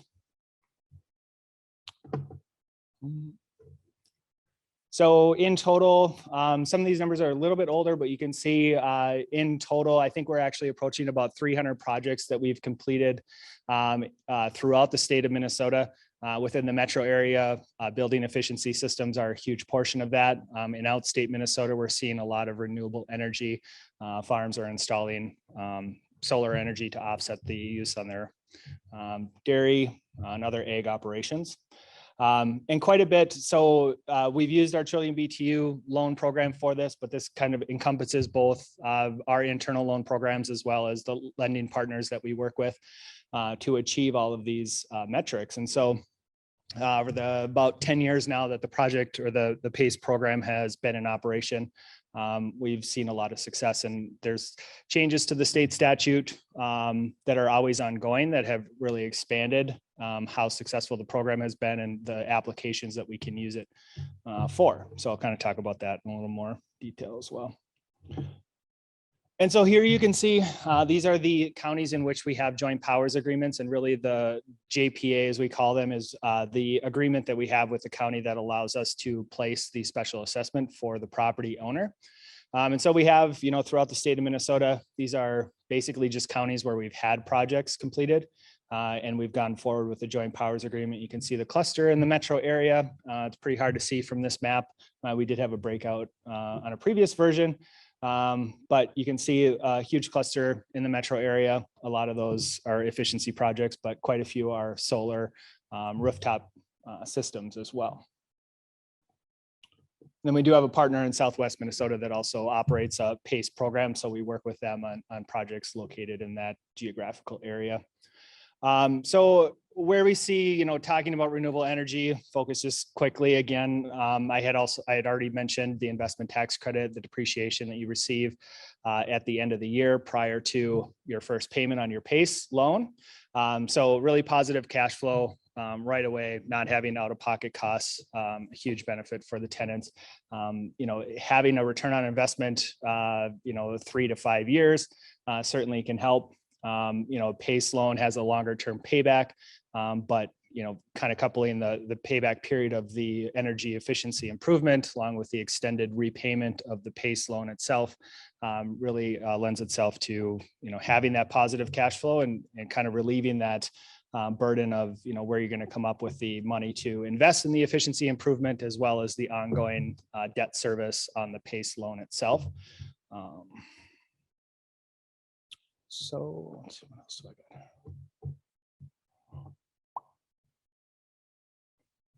Did it go? It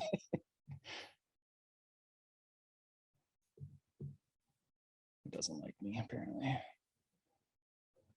Oh, God dang it. All right. So as I mentioned, so PACE statutes are enabled on a state-by-state basis. So within Minnesota, the original PACE statute was around 2010 that it came out. First project was not completed until about 2014. So there was quite a lag in time of when the state legislation was passed and when we actually, kind of came together with different partners and created the program. Xcel Energy is a great partner of ours, among many others that have helped us build the PACE program. And so when it first started, we came up with a relatively simple statute compared to a lot of states. And so what we see is the requirements for applying for a PACE loan are basically that you receive an energy audit that shows that the improvement that you're installing, whether it's HVAC, LED lighting, system controls, boilers, chillers, all that stuff, basically has to have a payback period of 20 years or less.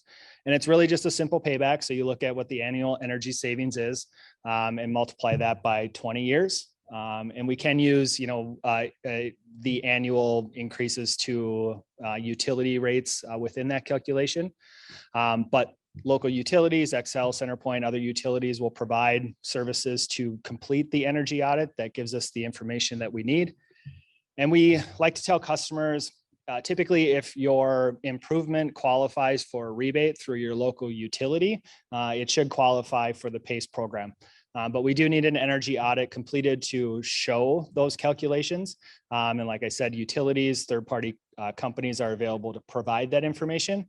And that can be rolled into the type of financing itself. So any costs that are incurred for the energy audit, for the engineering, any studies that are completed to get the project going forward can be financed into the PACE loan as long as it meets that 20-year payback threshold. And so just trying to think here, as far as where it works really well, we see it for renewable energy and agriculture, as well as commercial buildings, typically owner occupied, where there's a large energy consumption within the building itself. So those are kind of the two areas for renewable energy. But within the metro area, we see energy efficiency. I'll show you a few different examples of projects that we've worked on. But really, the simple improvements, HVAC, LED lighting, but certainly we can get into, anything that falls into the custom track under, Xcel's program for energy efficiency. Those can also be financed. It really just comes down to the payback period of the improvements themselves. So multi-tenant office buildings are a great opportunity to increase efficiency. And we'll talk, the First Bank building in St. Paul was one project we work on. I'll kind of go over the details of that. But essentially, the benefit is when you have a PACE assessment, if you have a tenant with a triple net lease, typically they're paying the energy costs and typically they're paying other expenses, including the property taxes. So when you have those tenants paying the property taxes, the PACE assessment itself is transferred to the tenants of the building. They're also benefiting from the reduced energy costs, and hopefully that will balance out. So the tenants will see a net benefit from the energy reduction, even with the PACE assessment included. So multi-tenant office building is a great opportunity. We're seeing growth in a lot of different areas, specifically hotels. Rochester is a big market. We've seen a lot of hotels go up along with the metro area, Bloomington, Edina, and St. Louis Park. We've done quite a few projects regarding hotels. And then senior care facilities is a huge area where we're seeing a lot of PACE development. So we're seeing, probably every week or so, we have a new project related to senior care facilities. So certainly a lot of opportunities to utilize PACE in different markets. We'll just go over a few examples. We talked enough about solar, but this is kind of an example of the different types of projects and the different sizes that we do. So this was just under $200,000. This is a funeral home located in St. Paul. They had 2 locations that they put solar panels on their building. So that was a 10-year, we did a 10-year loan, 4.25%. That was funded internally through the St. Paul Port Authority. One of the first projects we had done up in Bemidji, this is probably one of the smaller loans we've ever completed, but a $25,000 retrofit for LED lighting. Pretty simple project. The payback period was, I think, 4 or 5 years. And And so we did a PACE assessment that was actually 10 years on this deal. So, you know, the repayment is longer than the actual savings from energy, but help the business owner do that improvement without money out of pocket. And here's another one, Northgate. This is in North Minneapolis. Jamez has Renewable Energy Partners. And basically it's a training facility to get more people into the field. We did a solar array and a geothermal system on that property. They're currently working on the geothermal system, I believe. And so we financed just under 200,000 on that one as well. And this is another one, another solar. Should probably get some more energy efficiency related stuff in here, but this is just under $400,000 at Deneen Pottery. This is one of our partners helped us finance this one.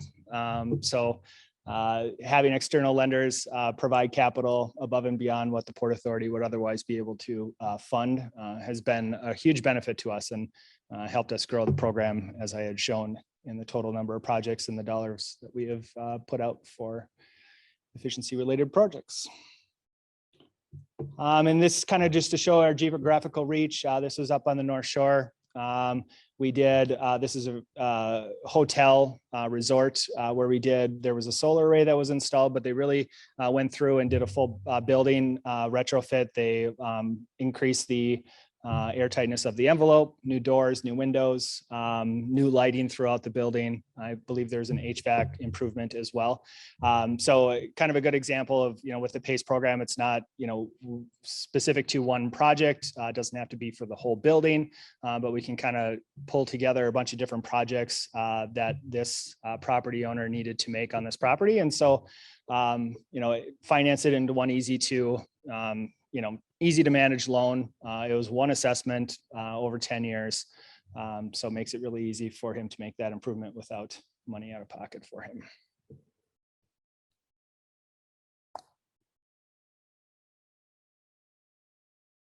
And I'll skip, I put a few too many in there. So, so here, St. Croix Cleaners, they're, you know, based in the Metro, dry cleaning company. They just expanded a couple years ago into commercial laundry. They have a few large tenants or customers that they needed to build out this facility for their growing business. They had over $1 million in qualifying projects that we could have wrapped into the PACE project, but we ended up, you know, with a $400,000 tax assessment. They did, you know, HVAC, boilers. They had motor controls that they implemented for their laundry equipment. They had quite a few pieces of custom equipment that they had shipped over from Europe. And so we were able to help finance portions of those pieces of equipment, not the entire purchase price, but we're very flexible in how we were able to, you know, try and get as much PACE financing in that project as possible. One of the downsides of this project, we always try to highlight when we're going back to the Minnesota legislature to improve the state statute, is that the qualifying projects have to basically reduce energy use. And what we're trying to lobby to the legislature is to increase, you know, PACE so that it can be used for water conservation projects. Different states throughout the country have, you know, different things that you can use PACE financing for. In California, you can use it for seismic retrofitting. In Florida, you can use it for hurricane preparedness. So there's a lot of different, every statute is different in every state. And so what we want to do is, you know, use PACE for water conservation. So that's our goal and our hope in the next legislative session. We were talking to him this time. We're hoping next year we'll have a little bit more luck getting a new statute put through. But water conservation is a huge area that we think there would grow the PACE program and make it more relevant to the issues that we're facing in this region. As you can see, we're facing a drought right now. So that certainly is something we should be thinking about. This was a nonprofit, the Ywca, located in St. Paul. This was 2 different loans that we did, put into 2 special assessments on their property. They replaced half of their HVAC units on their roof. They felt it was very successful since they didn't, you know, they didn't have to outlay any capital. So they came back to us within the next year and did the second half of the HVAC system earlier than they had anticipated because it was such an easy process and saved them so much money that they didn't see any reason to postpone that. And this is kind of like an overview of kind of the different parts that we have. So we have our internal revolving loan fund. We have our local credit unions and partners that we work with that provide financing. And then we have national PACE lenders that will come in for larger projects. So what we typically, through the Port Authority, will finance probably up to about $1 million is our internal limit. We have local lenders that will do 2-3 million maybe. And then we have national lenders that will do anything really over that. And they'll do 20-year fixed rate financing. So that's kind of industry that's popped up as PACE has become more popular throughout the nation. These national lenders, we have some based in Minneapolis. We work with ones in Texas, New York, Chicago. They're kind of all over the place. They're coming in here. If you're a developer, you may have, talked to, a PACE lender who's, trying to get you to use it as a financing tool. And it really is a good, as far as new construction, PACE can pretty much be utilized on any new construction project because the energy efficiency improvements are kind of baked into, the beginning stages of the development itself. So. Go through, and this is a quick overview. This is just our 3 programs that I talked about. The Trillion is our internal program. And then I always touch a little bit on our energy savings partnership.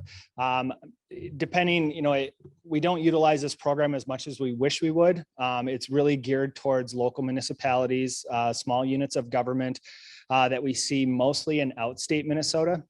So they can use this program to, whether it's renewable energy or energy efficiency, they can use the energy savings partnership to get low interest loans and avoid, the types of financing requests that would otherwise have to go to a referendum or a board.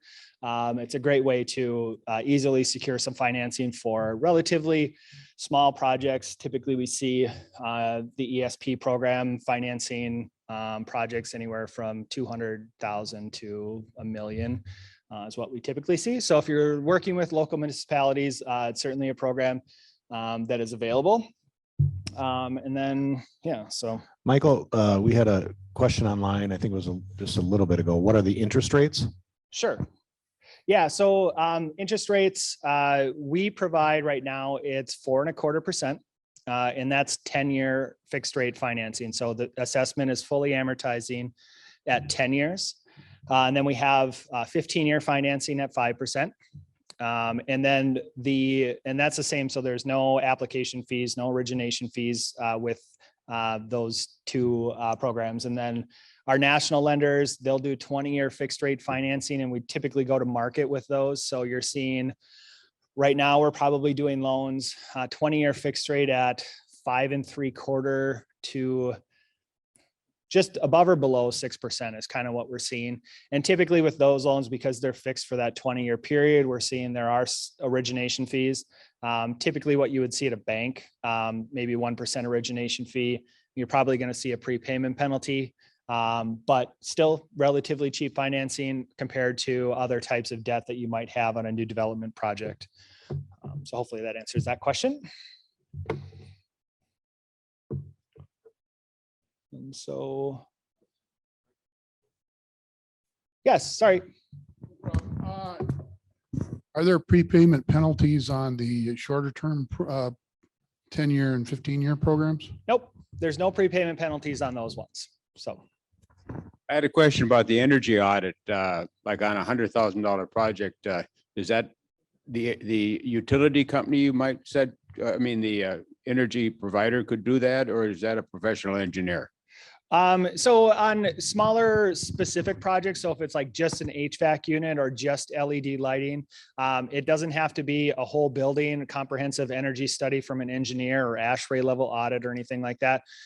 We accept, really simple calculations that show, whatever the energy use on the building or, with the existing equipment versus the new equipment. Local utilities provide really simple, like I said before, if it qualifies for a rebate, typically the utilities will, do some sort of calculation to figure out what the energy cost is to see how it qualifies for that rebate. So typically we can use that local utilities, and there are third parties, if you want to have a more comprehensive energy audit, you certainly can do that. And then there are other nonprofits. One we like to talk about is RETAP, Retired Engineer Technical Assistance Program. And really what it is retired engineers who will go around to different buildings and they will kind of do that energy analysis at low or no cost. So there's a lot of different ways that you can, get an energy audit completed for relatively low cost. And depending on what it is, it can be financed into the PACE loan itself. Okay.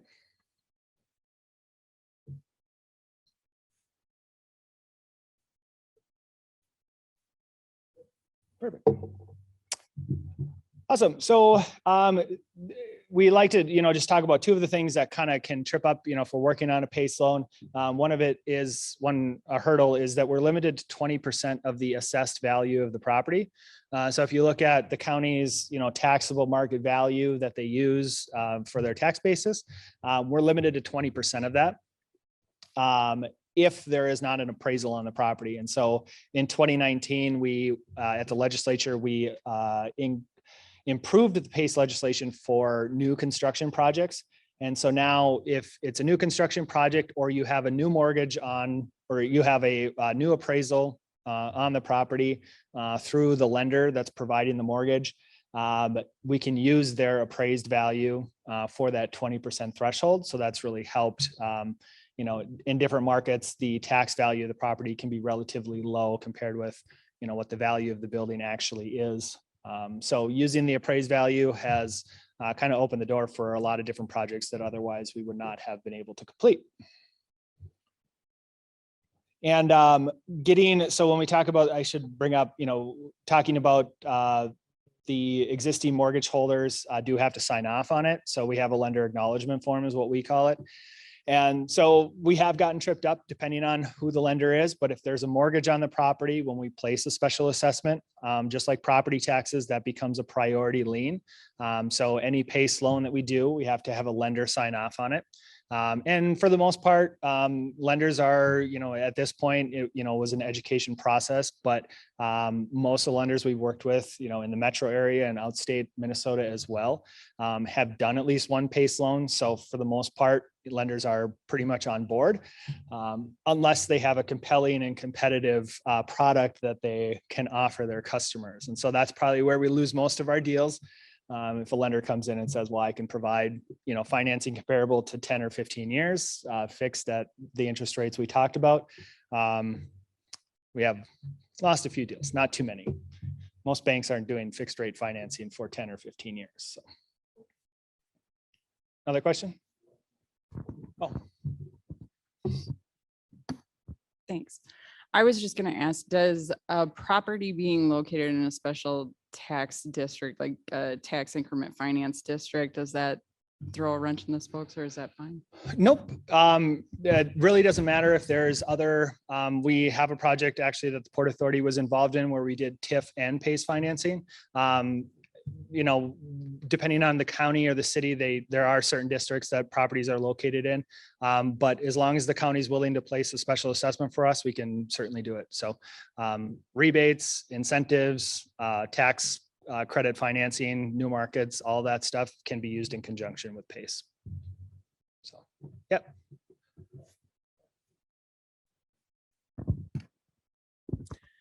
On new industrial construction, it's my understanding you may have to beef up the roof structure if you were to put solar panels on. Can that additional cost be included in this PACE financing? Yeah, that's a great question. It can. So basically, you know, as I said, the audit, you know, the energy audit, the engineering costs, structural improvements, if you know, the membrane on the roof needs to be replaced before you do a solar installation, all of that stuff can be included. The tricky area that we get into is it still has to fall under that 20-year payback from the energy savings. So if you're adding a structural element to, you know, a PACE loan, you're kind of reducing that payback period. But when it comes to redoing roofing, we see a lot of, you know, building owners, when they're going to do solar installations, they're not just replacing their roof, but they're increasing the insulation, increasing the R value and other things like that. So there are some energy components to those, but strictly structural upgrades included in the cost, we can do that. So. Yeah, so just kind of going over, you know, the different types of projects we've worked on, you know, industrial and manufacturing, more than just, you know, your typical building control systems. We can do, you know, air compressor units, variable frequency drives, building control automation systems. We did a project for a foundry in St. Paul, and it was 100% software related. So they basically had their furnaces that they, you know, installed a new piece of software that I think was $100,000. And essentially the software just kind of turned on and off fans at different intervals to, you know, get the adequate ventilation that was necessary for the furnaces, but not to have them on 100% of the time. So, you know, it kind of goes to show that, you know, as long as we can show there's energy efficiency improvement, it doesn't have to be, you know, a tangible piece of equipment. It can be, you know, a piece of software, or other control units within the building. So multifamily housing has been kind of a smaller part, you know, senior care separate from that, but certainly we've done, you know, a lot of smaller apartment complexes throughout the metro area. Typically we see anywhere 10 to 20 unit apartment complexes are kind of in that sweet spot for solar and energy efficiency improvements. And then ag farmers, you know, a huge area for the PACE program within the state of Minnesota and nationwide. Good, reduce energy use, become a green steward of the environment, and also get a nice tax write-off, which might be secondary, I suppose. And then, you know, nonprofit organizations and then places of worship. And that's where the federal grant dollars that we have prohibit us from doing loans for places of worship. So thanks to our local lenders, we can finance churches and other synagogues and mosques, anything that we would otherwise be prohibited from. Our lenders provide that opportunity. So really not commercial or nonprofit business that we can't utilize PACE for. And specifically for nonprofits, other places of worship, typically we see that they don't pay taxes. So they may not have a tax value, they may not pay property taxes, but they still can pay a special assessment on their property. So that doesn't hinder that at all. Kind of overview, won't really talk about that. These are total, again, we're over 300 projects at this point, but these are all of our energy financing programs, all three of them combined. So quite a few jobs created, construction jobs retained. Again, there's a little bit more updated numbers. I think we're at 600 million in annual BTU. So, and then the last piece, and I didn't include a slide here, but talking specifically about new construction. So like I said, in 2019, new construction came online, so we can utilize, you know, the appraised value of a new development up to that 20%. What we're typically seeing is anywhere from 10 to 15% financing. But as these new buildings are going up, you know, energy audits, ASHRAE building studies are already being completed on these. So PACE is a really good fit. And what we're seeing from a capital stack standpoint is, you know, mezzanine debt and equity in these projects are being replaced, at least a portion of it, with PACE financing. So if you see mezzanine debt or equity, you know, your return, you're looking at, you know, I don't know, 10, 12%, depending on, you know, where the market's at. So PACE financing is a much cheaper alternative. We're seeing, you know, the benefits of having that included in there and reducing some of that mezzanine debt that's required. So new construction is certainly a growing area where we're seeing most of our dollars invested in the PACE program. So with that, I think I kind of went through everything. Hopefully I didn't miss anything, and thank you guys for the questions. If there are any others, let me know. Sure. Thomas online, if you have energy savings on an elevator replacement, can you include it in PACE new elevators significantly more energy efficient? We have seen when we've, seen comprehensive energy audits completed, elevator retrofits have been included in that. We find it most of the time that we've seen it, it has not been under that 20-year threshold. There's certainly an energy savings component to new elevators, but just not quite enough to get under that 20-year threshold. But if it can be proved, if we can, show that there is that component, we can certainly include that. And what we have seen in existing projects is basically, if an elevator or some other retrofit is above the 20-year threshold, we basically do a combination of, different projects. So if you combine that with LED lighting or HVAC or other control systems throughout the building, we kind of look at a comprehensive net savings of that. As long as it's under that 20-year period, then we can finance it. But I think one project we've done with an elevator retrofit. So yeah.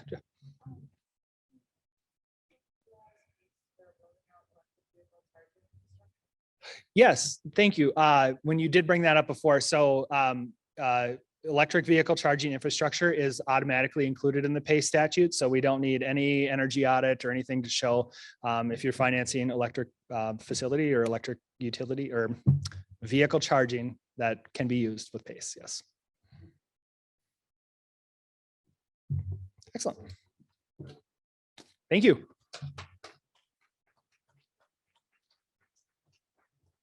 All right, thanks, Michael. That was great. So we're moving on. We have Stephen Todd, who's going to present next, and then he's going to actually be moderating the last panel. So when he's done, his panelists will come up, including Michael again and Andy Stallman. So 1031, connecting the watts, reducing utility expenses in commercial buildings without capital investment. Please welcome Stephen Todd, founder and lead guide, Energy Guy LLC.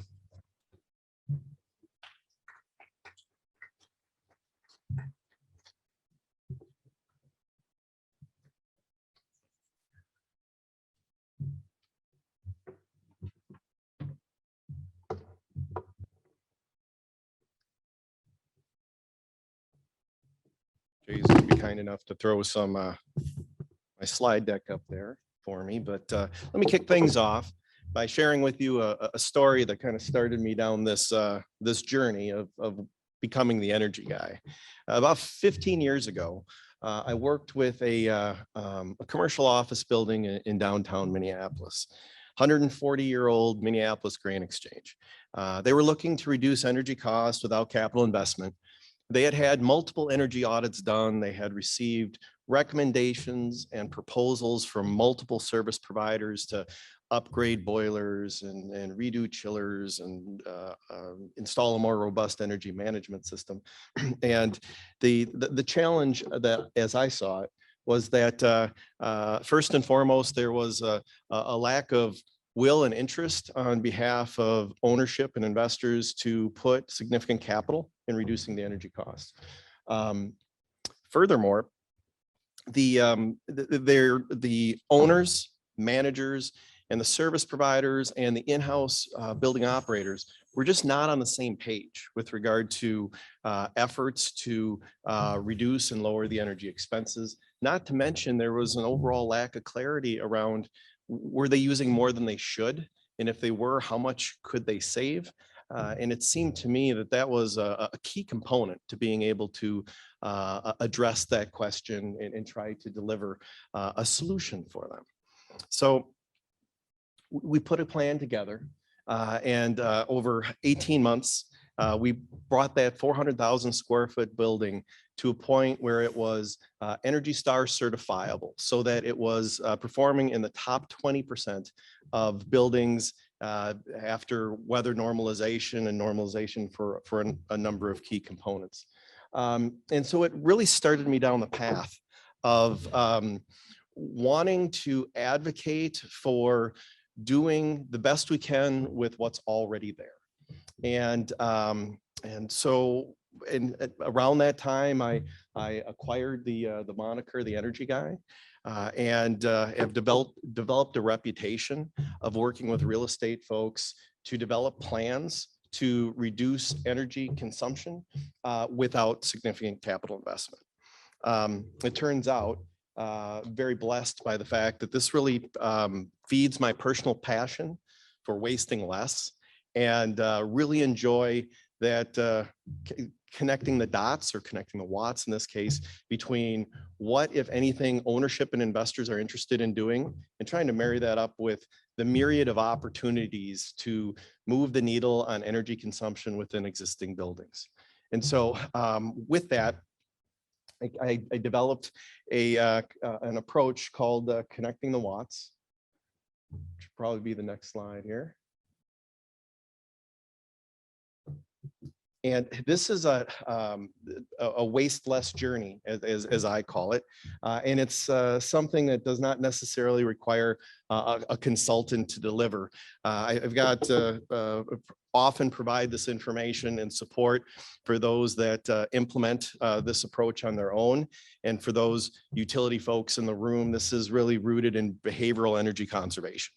And so the path is something that that I've recognized over the last decade in working as an independent, as well as the 25 years in working with commercial real estate and buildings to understand how energy is being consumed and what we can do to try to move the needle on reducing the energy consumption.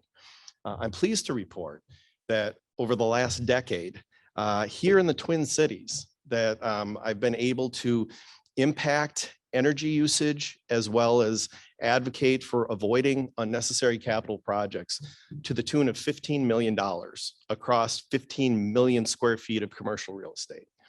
And primarily suburban commercial office buildings is kind of my niche. And what I would like to share with you today is the approach that I've found has worked for me 46 out of 46 times.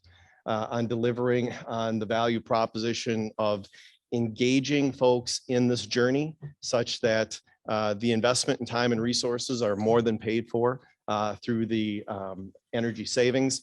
And I also have other colorful commentary I'll throw in there along the way that to kind of help underscore and share with you what I've learned in the roads that I've traveled here. So what I'll do is kind of work on the pieces of this journey, starting initially with the energy cost control brief. Excuse me.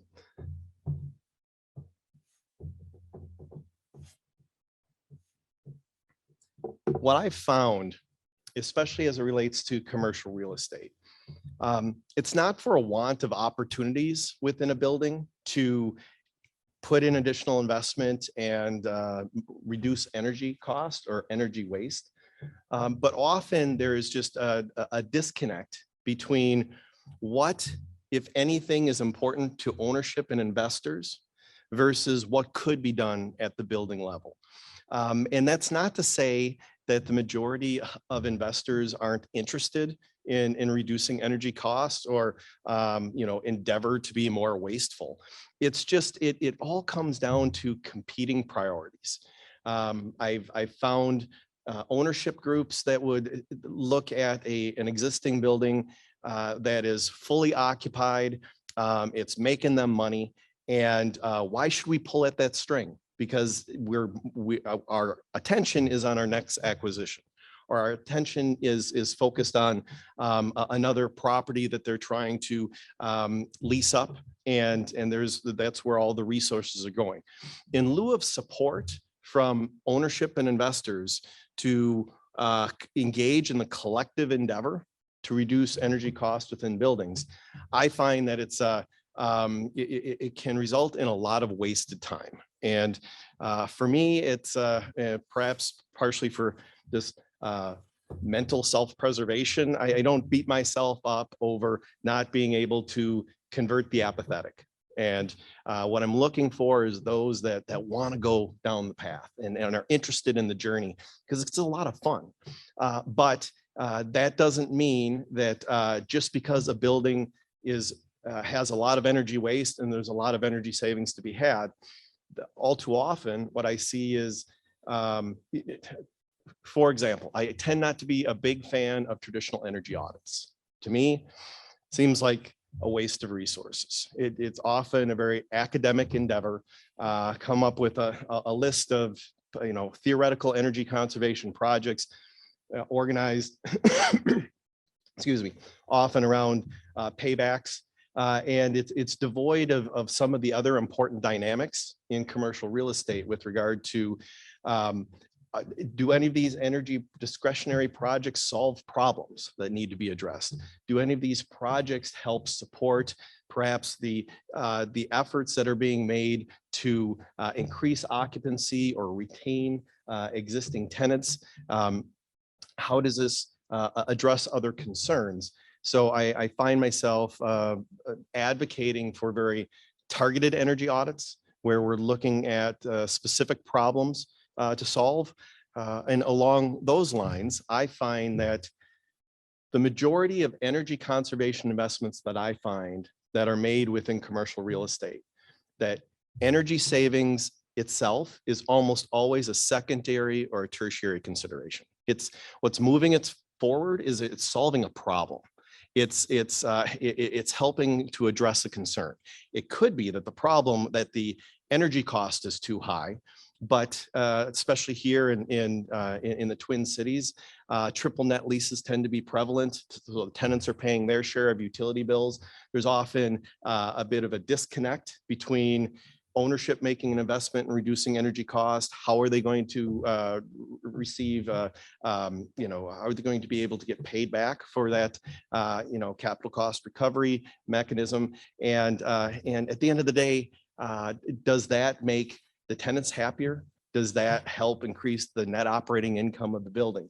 And without a perspective on that, I think that we're really missing a very key component to the conversation that leads us down a path of being able to actually significantly move the needle on energy cost consumption. So I've got two examples here of utility cost control briefs. I feel they can be communicated in a number of different ways. But what I found is most impactful is that we're communicating an overall energy cost, annualized value of how much are we spending on all utilities to keep the building comfortable, typically. And secondly, what's that cost per square foot? Those are the metrics that I find in commercial real estate that are most meaningful to those stakeholders. From there, I've also reluctantly have embraced the Energy Star scoring system as a very effective way to communicate to non-technical stakeholders on a scale from 1 to 100, where the higher the score, the more efficient of the building. Score of 50 is average, 75 and above and exceptional. So it's more akin to a bowling score than a golfing score. To be able to throw a number out there so that it can communicate about how well the building's doing, relatively speaking. We also can use the online portfolio manager tool, which generates the Energy Star scores through, and I've got some additional information if anyone's interested to explain how to do this in greater detail. But we're able to use the online portfolio manager tool to be able to theoretically model how much energy usage and resulting energy cost would occur within the building if we were at a higher Energy Star score. And the difference in the delta between that will help us clarify exactly what the potential energy waste is. And that is also a very important value, I find, to financial stakeholders in commercial real estate. And then that what rounds out the cost control brief is on the other side of the Energy Star score, being able to put a dollar value to the potential waste. What we find through this activity is just to answer an initial question, which is how well is the building doing from an energy cost control standpoint? I find for many, it's a bit counterintuitive, but the most inefficient buildings I've worked with and come across are 10 years old or newer. The newer the building, the more likely it is off the charts bad. And when asked why, what I find is for a number of reasons, but often these buildings are built with systems to provide comfort that should operate in a highly efficient manner. But ultimately, we manage our buildings for comfort and not so much for energy cost control. And when these systems aren't working properly, all of a sudden they have the ability to consume 2-3x what it should. And then on the flip side, there's something to be said that they don't build it the way they used to. Older buildings typically have a lot more thermal mass. That's why I can take a 140-year-old building and get it recognized for being highly efficient. And you'd be surprised by looking at it and saying, gee, I bet you that's a really efficient building. And the flip side is I can look at just a good percentage of the newer built commercial office buildings. And I can't tell from the parking lot how efficient that building is until we dive into it and look at the numbers. So sometimes when we look at the utility cost control brief, it shows that there's significant energy savings. These numbers are a little small to be able to see, but in this case, we're dealing with a 300,000 square foot commercial office building that was LEED certified in 2008, that was consuming $100,000 to $150,000 more in energy than it should, and the building was completely vacant. This then to be able to help support the movement towards shifting from corporate real estate to commercial real estate, to be able to chart a course towards a program that could help harness some of that savings and then repurpose it for some other investments. Because ultimately, when we have a building that's so wasteful, then it can provide several relatively quick payback projects. It's easy to get stakeholders all on the same page and you rah when there's 2-year payback type of projects. It becomes increasingly more challenging when you end up getting to larger capital investments that don't have the same amount of savings potential. And so also counterintuitively, I find for many that I talk to, the majority of the clients that I support, or commercial real estate buildings in particular, are doing really well. And so our support is around trying to help communicate how well the building's doing. And that's not to say we couldn't do better. And I'll put it out here that I would say every existing building could do a little bit better. And to argue against that, just it seems it seems against the thought of, we can always improve. But for those buildings that have a little more waste, then typically this type of a program will generate 10 to 15% savings. And once again, without capital investment, if we go down this path of generating, step one is utility cost control brief. The other powerful component I've found of the brief is something that I've learned along the way, and maybe I was slow to the party on this one, but I've learned that especially as it relates to commercial real estate professionals up the food chain, they don't like being told what to do.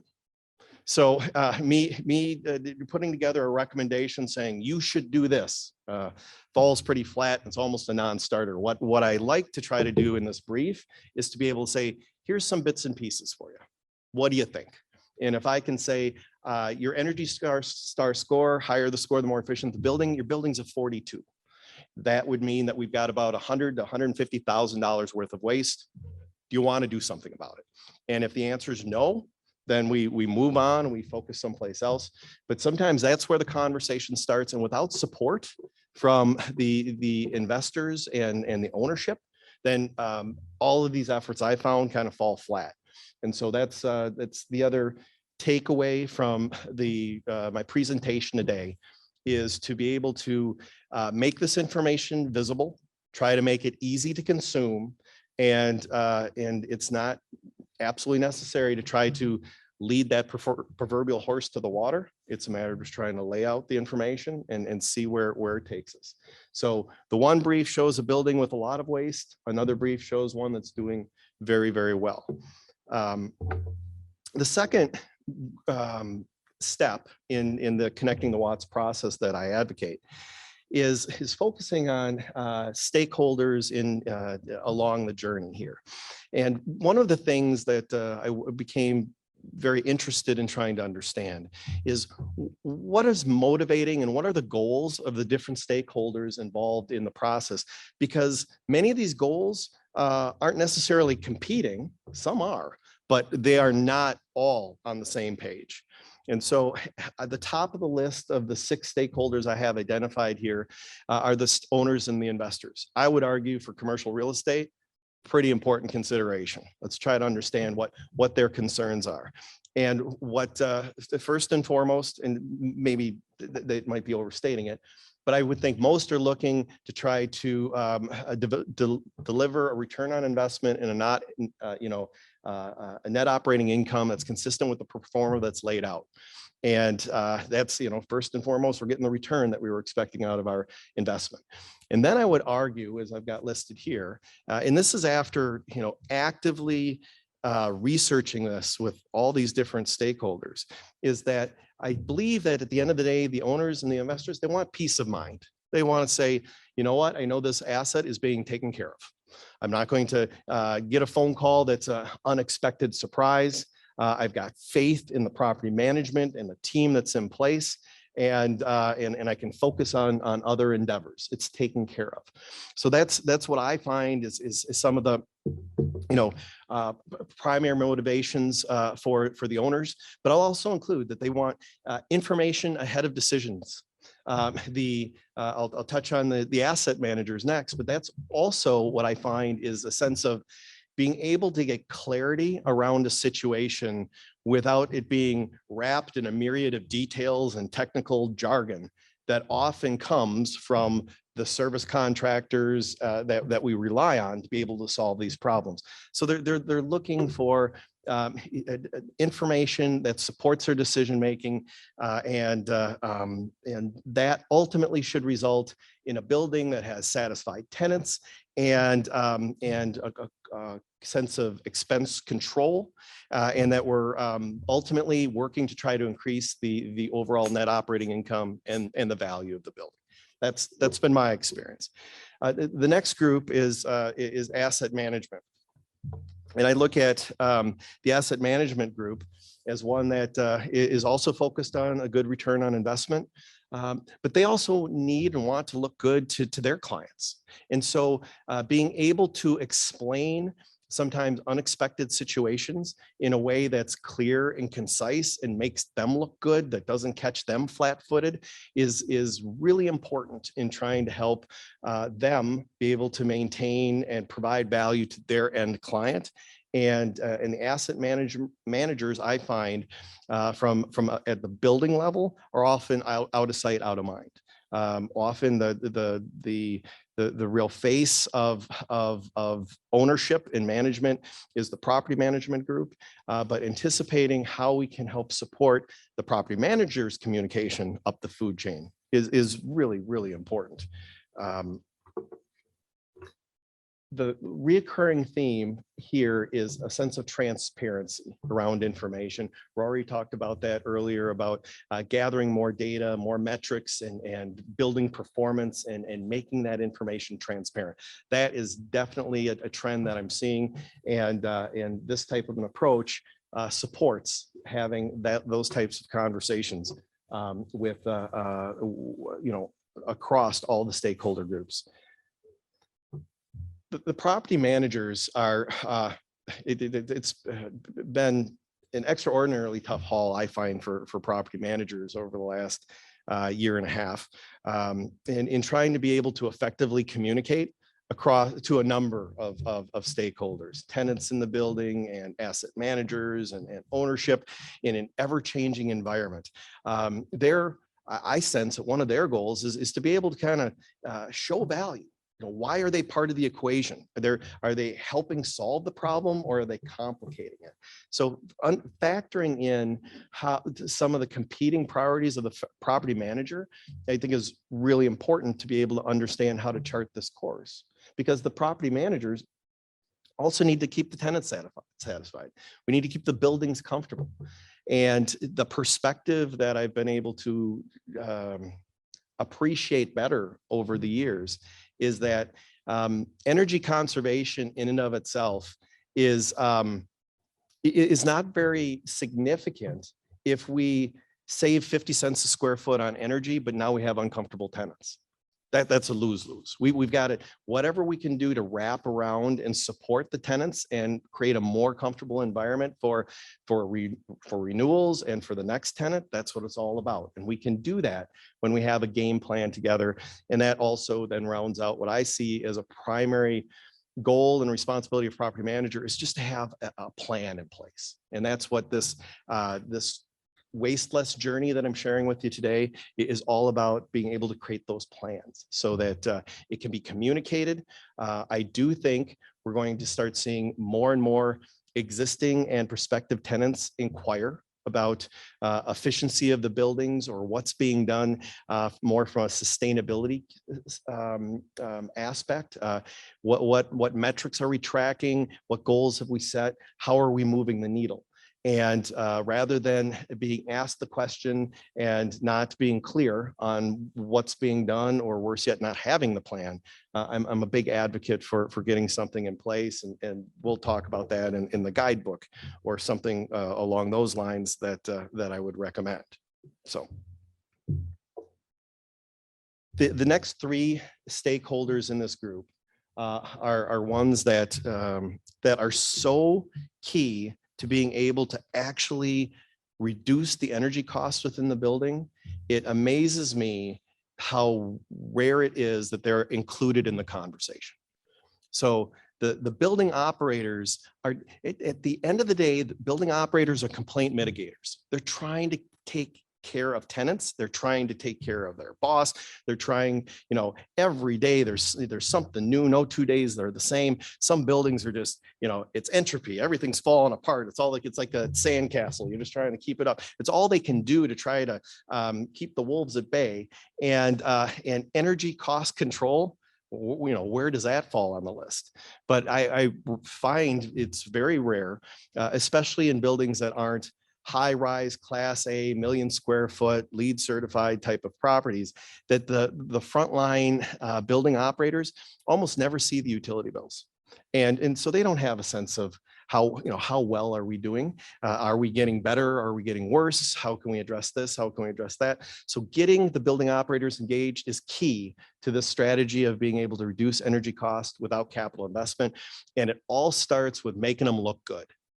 And to go back to my dislike for traditional energy audits, is I've seen energy audits that are done that show, these filters are dirty and these coils need to be cleaned, and isn't anybody taking care of your building?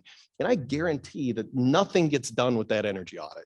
And it doesn't mean that those aren't good finds, but by not showing some respect or a tip of the hat to those folks that are involved as trying to keep people comfortable and keeping the building together, I'm telling you, you're kind of biting the hand that feeds you by not showing them not taking advantage of the opportunity to show them the respect. There's always something good going on in every building. That's where I'd like to start. What can we do to try to build up the in-house operations and those that are at the forefront of impacting the energy cost control? And then two other very key players in that is HVAC service providers and for those that have building automation systems. If we can get that triumvirate of, if you will, the service providers, energy management systems, and the building operations all on the same page, if we engage them in a conversation of what do you think we could do to try to help reduce the energy cost, there's some magical things that happen when those questions are asked, and almost never happens. So that's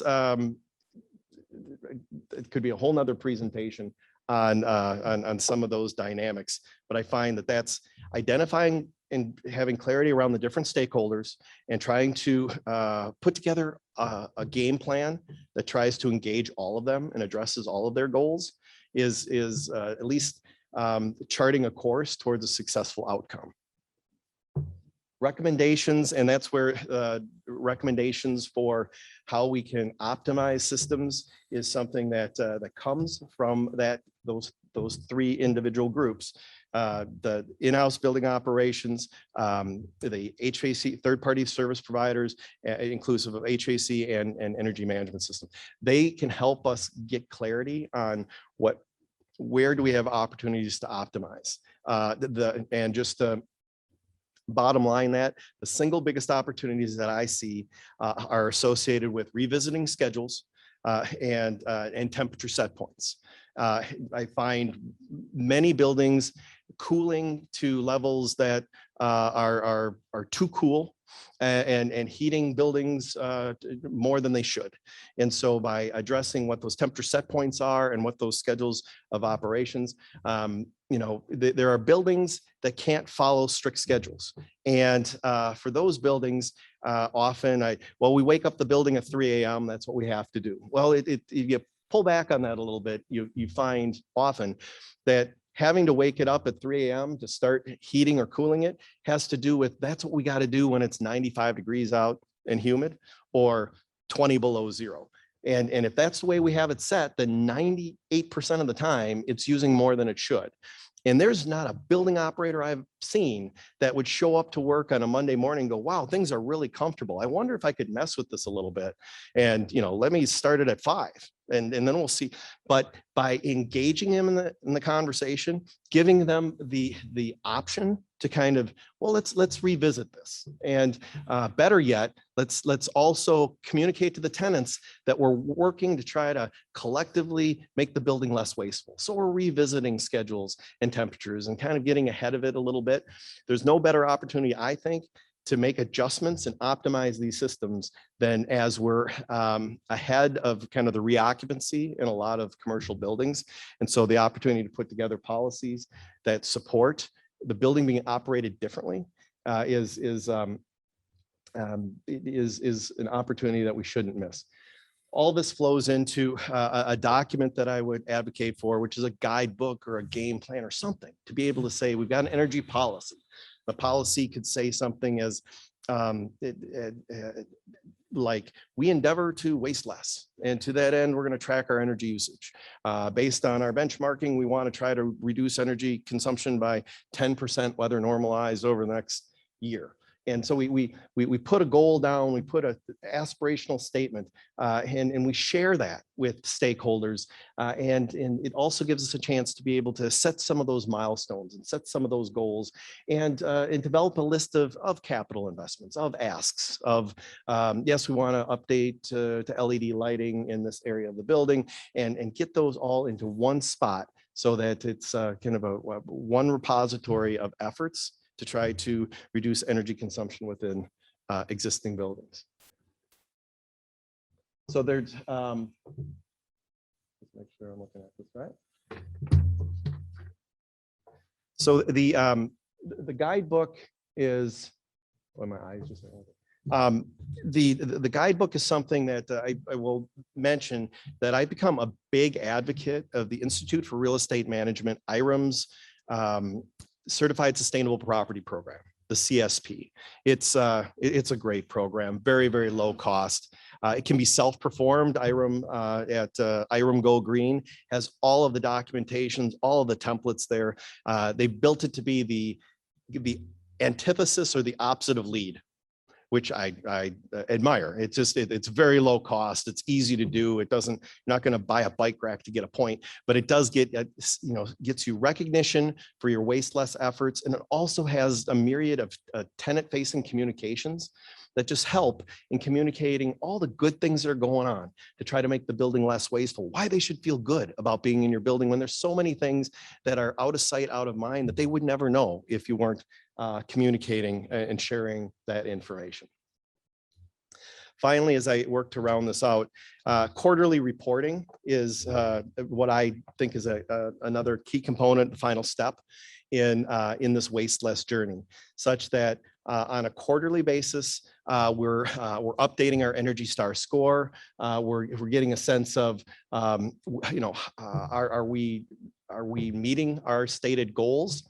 and making it visual in the same way that there's a benefit to the to the energy cost control brief, and being able to communicate visually in such a way that it can be consumed easily by other stakeholders, and getting a sense of trends. This talks about that LEED certified building that was so wasteful years ago, and starting with an Energy Star score of 35, and now we're at how we've been able to move the needle and the trajectory that we're on. I think it's very powerful to be able to show a sense of management and responsibility and progress if we're able to track it and make it visual. Something else that to underscore, and I find that this is this year probably in particular is really going to highlight this. When I look at the last decade of monthly cooling degree days and heating degree days, I don't see 2 years in a row that look similar to each other. It is amazing to me the variation that we're experiencing now in our weather program. It used to be a foregone conclusion that we could, for a building that heated with natural gas and cooled electricity, that we'd just get a spike in the summer and there would be shoulder months. This year, it's looking more like a table. I mean, we've just had weeks upon weeks of 90 plus and humid weather, as well as February, 30 below zero, 25 below zero. It's amazing the extremes that we've seen. I think not that we're going to solve that or necessarily dial that back. I don't know, but what we have to plan on is the buildings being resilient, and understanding that during those weather extremes, almost all of the energy conservation measures we put in place for dialing down temperatures or being more aggressive with set points for occupancy kind of go out the window when you're just trying to keep the building comfortable. And to allow and recognize that that's what your building operators are doing is, this weekend we run it 24/7 because otherwise it's not going to be comfortable Monday morning. Recognize that that's the reality. However, at some point in time, it's got to snap back. And we're talking about that too, about pandemic. These buildings that went to ventilated 100% 24/7, we need to start talking about when and how we're going to dial that back. And that's a bigger conversation than just with the person that can push the buttons on the automation system or make an adjustment to the air handling unit. It's a commitment that we want to make. We want to be able to have a strategy associated with it, and being able to recognize that these buildings have to be kept comfortable, but how do we do that by and still maintain some energy cost control? What many service providers like myself and the Energy Star scoring system, portfolio manager can do this too. It helps with calculating weather normalized cost avoidance. And so just to belabor that point just a little bit, which is how do we quantify energy savings? At the end of the day, I would say that we can't just rely purely on an accounting perspective to say we're using less energy than we did before. In fact, I can't tell you how many times I've had conversations, typically with controllers and CFOs, that say, we invested in LED lighting upgrades, but I don't think we ever saw the savings. And what that speaks to is how convoluted tracking energy savings can be when Mother Nature has such a great impact, how the actual commodity cost of the utility can increase from year to year, which are headwinds that you face. And so what we do is, for those of us that talk about tracking energy savings, we want to be able to use systems to model through historical data to understand better based on how energy is consumed in the building relative to the degree days and on a monthly basis. Is there a statistical correlation enough that we want to adjust for the weather? And if we do, that helps us understand that in, let's say, calendar year 2021, that there's a question being asked, which is, we made an investment last year to reduce energy consumption. This year, we actually spent 10% more than we did last year. What's going on? And we're able to rely on a system to take out the weather variation and the ever-increasing commodity cost of utilities and say, we absolutely did spend 10% more, but we would have spent 23% more. And that difference, that 13% difference, that's what the actual energy savings or avoided cost is. And to be able to define what energy savings is and how we track it and be able to recognize that energy savings, and one of the other takeaways as I start to wrap up here, is I've also found outside of LED lighting is probably the lowest risk, most straightforward. We're taking out this bulb that's 34 watts and we're changing to something that's 11. It's with the same run hours, it's about as straightforward as it gets. But we get into a lot of energy saving opportunities, like optimizing ventilation. It's not as tangible and it's a little bit subjective. And but when we make investments and efforts to reduce energy consumption in buildings, I'll argue that it's almost never pervasive. And if we don't pay attention to it, then all of a sudden we won't recognize whether are we getting the savings we're expecting or are we not. And so charts like this help us understand that the green bars above the line represent months of avoided costs, positive savings. The orange lines indicate that there was actual additional cost spent and probably warrants some investigation as to what is going on. And that's how we typically approach using the quarterly reporting to try to help quantify the savings and ultimately be able to deliver on the value proposition that we've got a game plan in place that will help drive down utility cost over time. And we're paying attention to it and we're tracking it. So with that was just an overview of the Connecting the Watts program that I advocate for. Once again, this is not by any means designed to be something that's proprietary. I share this information readily if I can be a resource for anyone that is looking to go down this journey on their own. We'd gladly provide support and information to it. Once again, my passion is to work with individuals to waste less.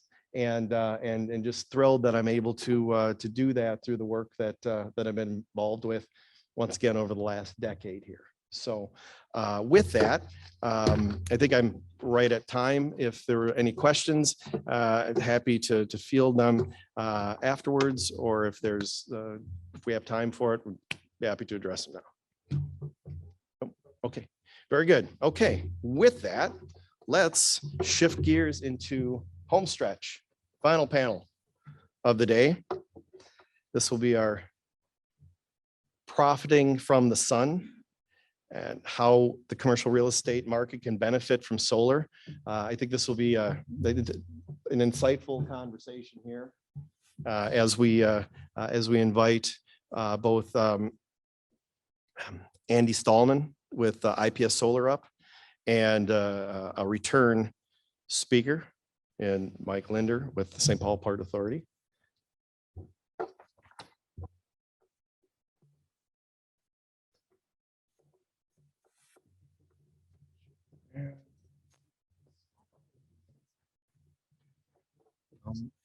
Make my way down.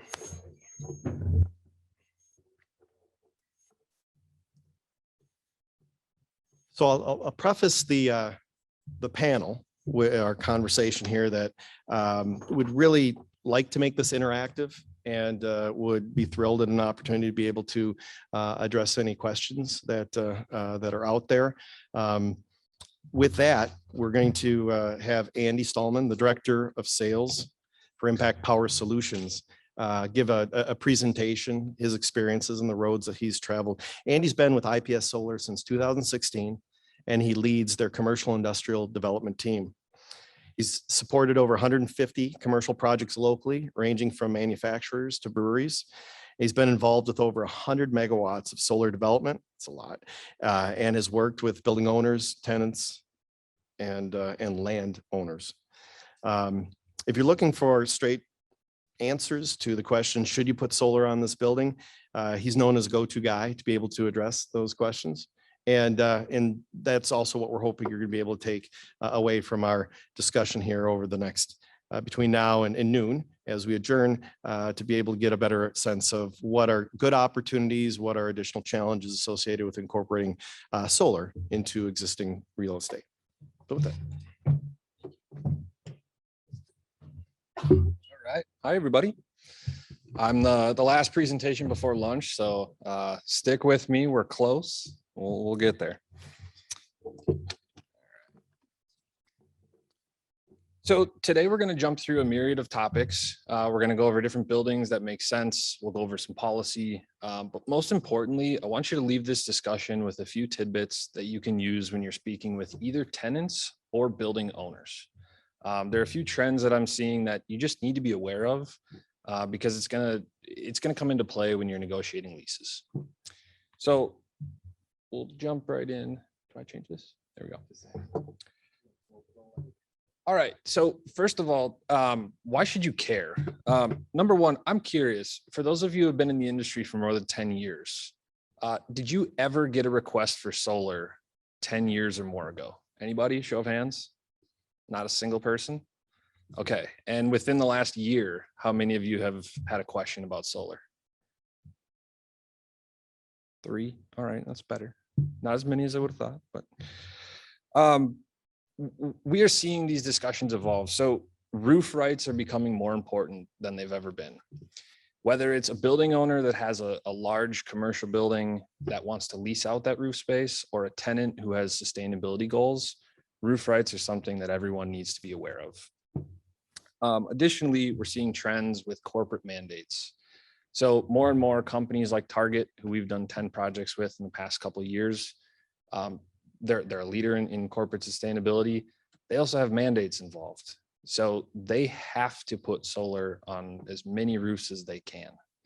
And more people who are selling into big box retailers like Target, they have to prove their sustainability. And so you can jump to the front of the line in a lot of competitive bidding processes if your corporate supply chain that sells into Target is more sustainable than a competitor. So what that means is you need to have the availability and the resources to basically accumulate RECs. So renewable energy certificates, which we'll jump to in a minute. And you also need to be able to show your consumers your corporate sustainability.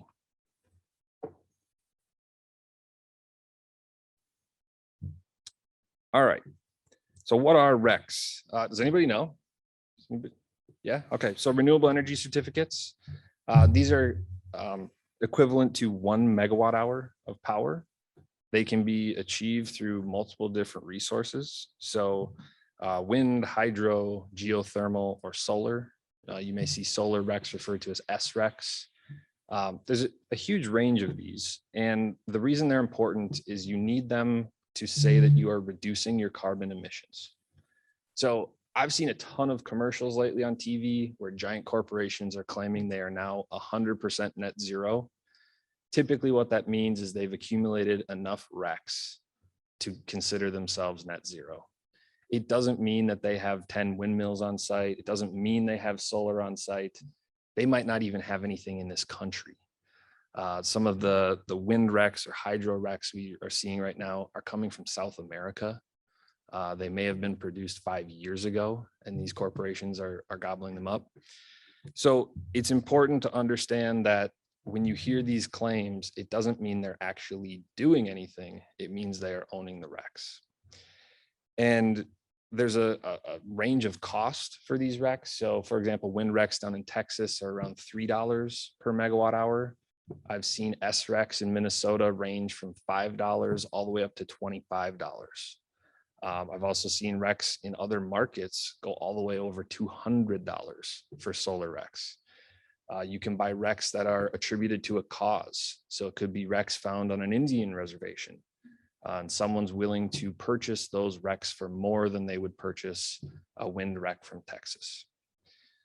So it's a really interesting discussion. The RECs are worth exactly what somebody will pay for them. It's almost like Bitcoin.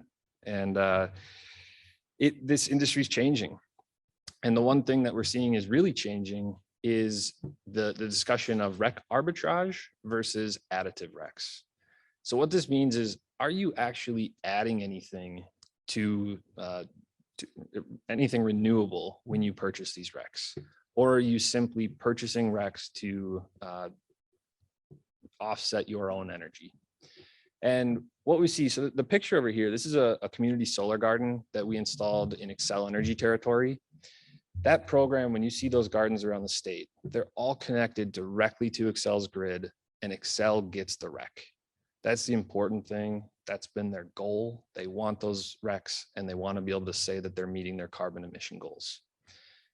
But more and more, that's not enough for people to participate, because when you sign up as a subscriber in this program, you don't get the REC. You just get to say that you're offsetting your energy with solar. And so more and more people are actually signing contracts to purchase RECs for a set amount of time if a project is built with their name attached. And that way they are actually adding something to the grid.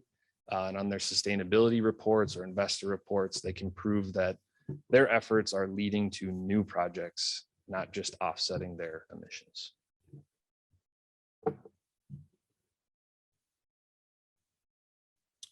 All right, so we'll go over a few quick policy updates and financing updates. The biggest one that you need to be aware of is in relation to community solar markets across the country. So Minnesota's been a leader in this, and many other states are now following in our lead. So Illinois is a budding market, Virginia, New Mexico, and several others. And they have these programs where they're offering up SRECs, or they have these programs called adjustable blocks. And what it means is if you install solar there, they will pay you a designated amount for the RECs. And so again, it's a way for the utility to become more efficient, but they're heavily incentivized. And what it's leading to is building owners who own, say you have a building that's 150,000 square feet, you could lease out that roof for 15 years and essentially cover all of your costs associated with that roof over the 15 years.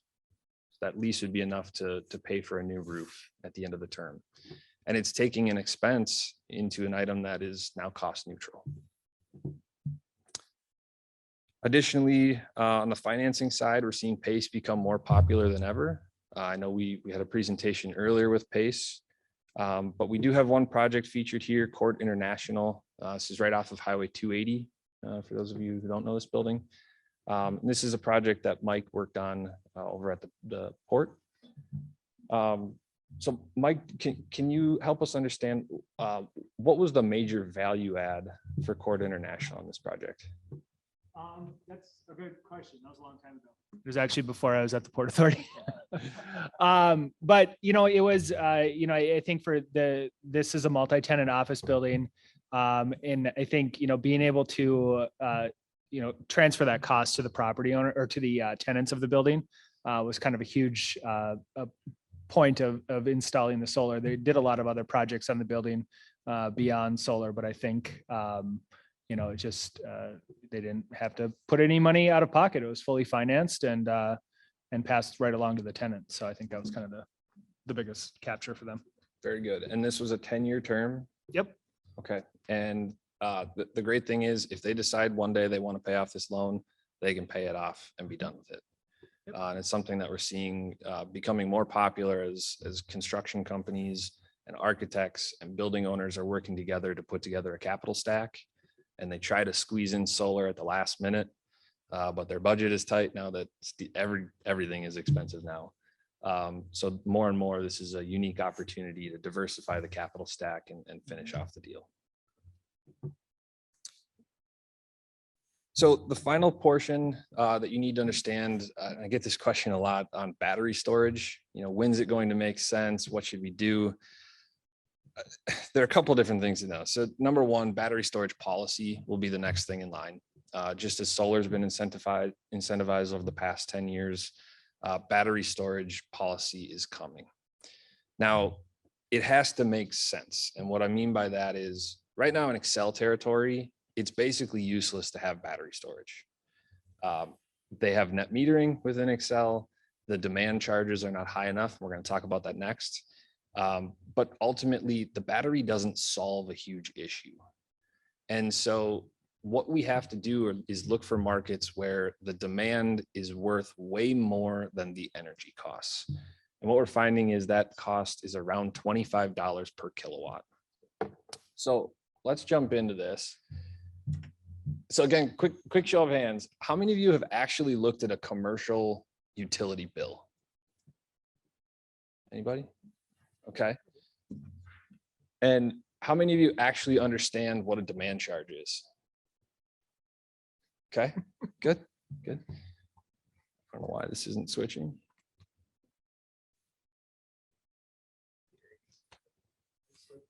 Okay, thank you. So up here, we have a commercial utility bill. We're not going to go through the whole thing, but the most important thing that's highlighted is a demand charge. And this is going to be more and more important as you're working with either tenants or building owners who want EV chargers on site, or if they want solar on site. So in this case, the client used 123 kilowatts of demand that month. So for those of you who don't know demand is measured as your highest 15-minute interval for the entire month. So it's a capacity measure. It's not units of energy. This is at one point in 15 minutes, that's the power Xcel had to have ready on the grid for this client, and therefore they get charged for that whole amount. It's also how utilities plan for the next month of how much power they need to have available on the grid at any time. So they used 123 kilowatts. It was $14 per kilowatt, and they spent over $1,800 last month just for this charge. So this is a huge opportunity to incorporate solar. And what I mean by that is, I worked with a company the other day that wanted to add 40 EV chargers, and their bill looked remotely similar to this. Now, for those of you who don't know EV chargers, they're typically ranging between 6 and 12 kilowatts for the chargers that are on site. So let's just use 10 kilowatts as an example. If they install 40 EV chargers and they're all working at the same time, that demand charge could go from 123 kilowatts up to 523 kilowatts. They could add, $5,000+ to their bill each month just from that demand charge. Additionally, for a company like that, who is at a fairly small building, the transformer could only hold 150 kilowatts. They couldn't even do it. They would have had to replace their entire electrical infrastructure. So you have to be thinking ahead when it comes to, does this client want solar? Do they want EV chargers? And is this building even suitable for their future plans with both of those items? Now, especially when it comes to apartment buildings, I get this question a lot regarding EV charging. There are a few different options. I'm happy to talk to anybody offline about this topic, but you have a few general options. Number one is trickle charging. It's basically just a 120 volt outlet. Those could be at a bunch of different stalls down in the basement of an apartment complex or out front of a building. You get about 1 kilowatt worth of charge. So it's fairly cheap. It's not going to raise your demand charges a lot, but an average Tesla will take about 2 or 2.5 days to charge on an outlet like that. The second level, so level 2 chargers is what I referenced. They range between 6 and 12 kilowatts, and it takes about 8 hours to fill up an average EV. And then level 3, those are like the Tesla superchargers, different ones that you'll see VW rolling out around the country. So those range between 50 and actually 350 kilowatts and can fill up a car in as little as 25 minutes. So these are kind of your options. And as you evaluate a property, you really want a mix of 1 and 2. You can have some longer term charging. You can also have some of the level 2 chargers out front. But either way, you have to make sure that you're not going to spike your demand charge to a point where you're paying a lot more, right? You have to be strategic. And there are 2 ways to do that. The number one way is to use solar, and you can actually limit your EV chargers to only output what your solar is producing at that given moment. And so say it's cloudy, the chargers will still work. They're producing or giving off much less power. But then as the sun starts shining, those chargers start emitting more energy, and it splits them up between all the chargers you have out front. So that's what we have at our office building over in Roseville. And it's helped prevent our demand from spiking by 40 kilowatts. There's one other option, and that's off-peak charging. Again, depending on the utility, you can use off-peak meters and charge your EVs between typically 10 p.m. and 7 or 8 a.m. That can also help alleviate this problem, but it doesn't do a whole lot for your storefronts. You know, the Hy-Vees of the world that want people to come plug in their cars, walk in and shop. That model doesn't really work as well.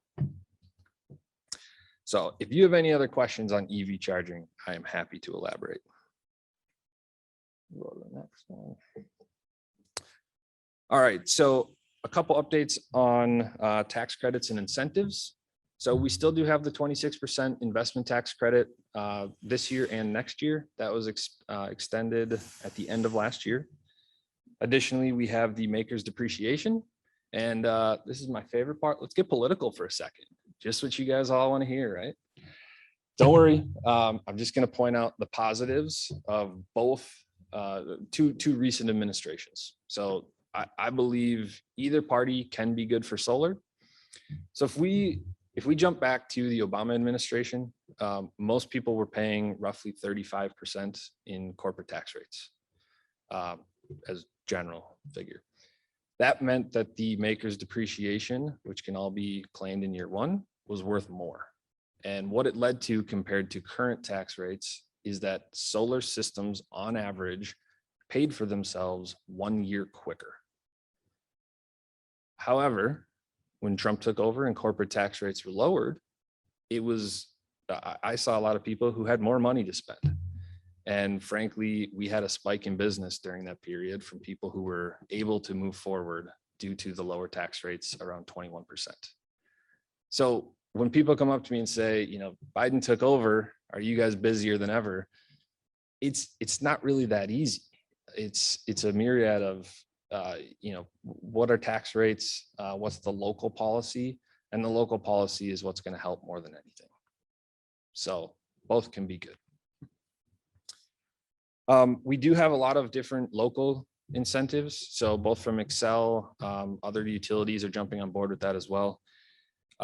They have a PV demand credit. It's basically rewarding companies for putting in solar, and they pay out this incentive when your system works between 1 and 7 p.m. This is Excel's peak time. And so therefore they're willing to share some of the savings when they don't have to fire up their peaker plants or procure energy from other sources during that window. So you're actually lowering the demand during that time. Additionally, the Minneapolis Green Cost Share Program, if you have any clients in Minneapolis, this is an unbelievable program. They will pay up to $100,000. This is at system commissioning, so it is extremely fast payback. We are seeing paybacks as low as 4 years in these Minneapolis green zones. Yeah. All right, we'll jump to the next slide. We'll go through a couple quick technology aspects. I'm not going to get too in depth on this. There's two main things you need to know. The black panels that you see there, those are monocrystalline. These are the most efficient panels, and they're a little bit more expensive. The ones on the right, that's poly. Those are a little bit less efficient, a little cheaper. It's kind of like the plywood of solar panels. It's a bunch of different silicon meshed together like We're going to see some changes though, because the infrastructure bill that has passed, that includes a ban on any Chinese solar components. And China is responsible for 80% of the silicon produced in the world. So that means, yeah, you laugh. So certain administrations can help on one front and also make it a lot harder on another front. So we may see much more thin film, which is produced locally in a lot of all across America. We are also seeing bifacial panels take over the industry. So bifacial, all it means is if you look at one of those panels, the white lines between those, historically that has been a white or a black backsheet. Now it's clear, it's a second layer of glass, and light is able to go underneath and be absorbed on the backside of the panel. So if you're using a white roof that's especially reflective, or really any ground mount projects, especially in Minnesota where we have snow and there's a lot of reflectivity, those panels can be up to 20% more efficient than an average panel. On a white roof, we're estimating somewhere around 5% more efficient right now. So by the end of next year, that's probably going to be your only option, which is great. We're also seeing that inverters are able to hold more power. And all this means is most solar regulation is capped at a certain threshold. So for example, in Excel, we can go up to 1 megawatt AC. And historically, that means we've been able to put in about 1.3 to 1.5 megawatts DC. So in the solar panels versus the inverter.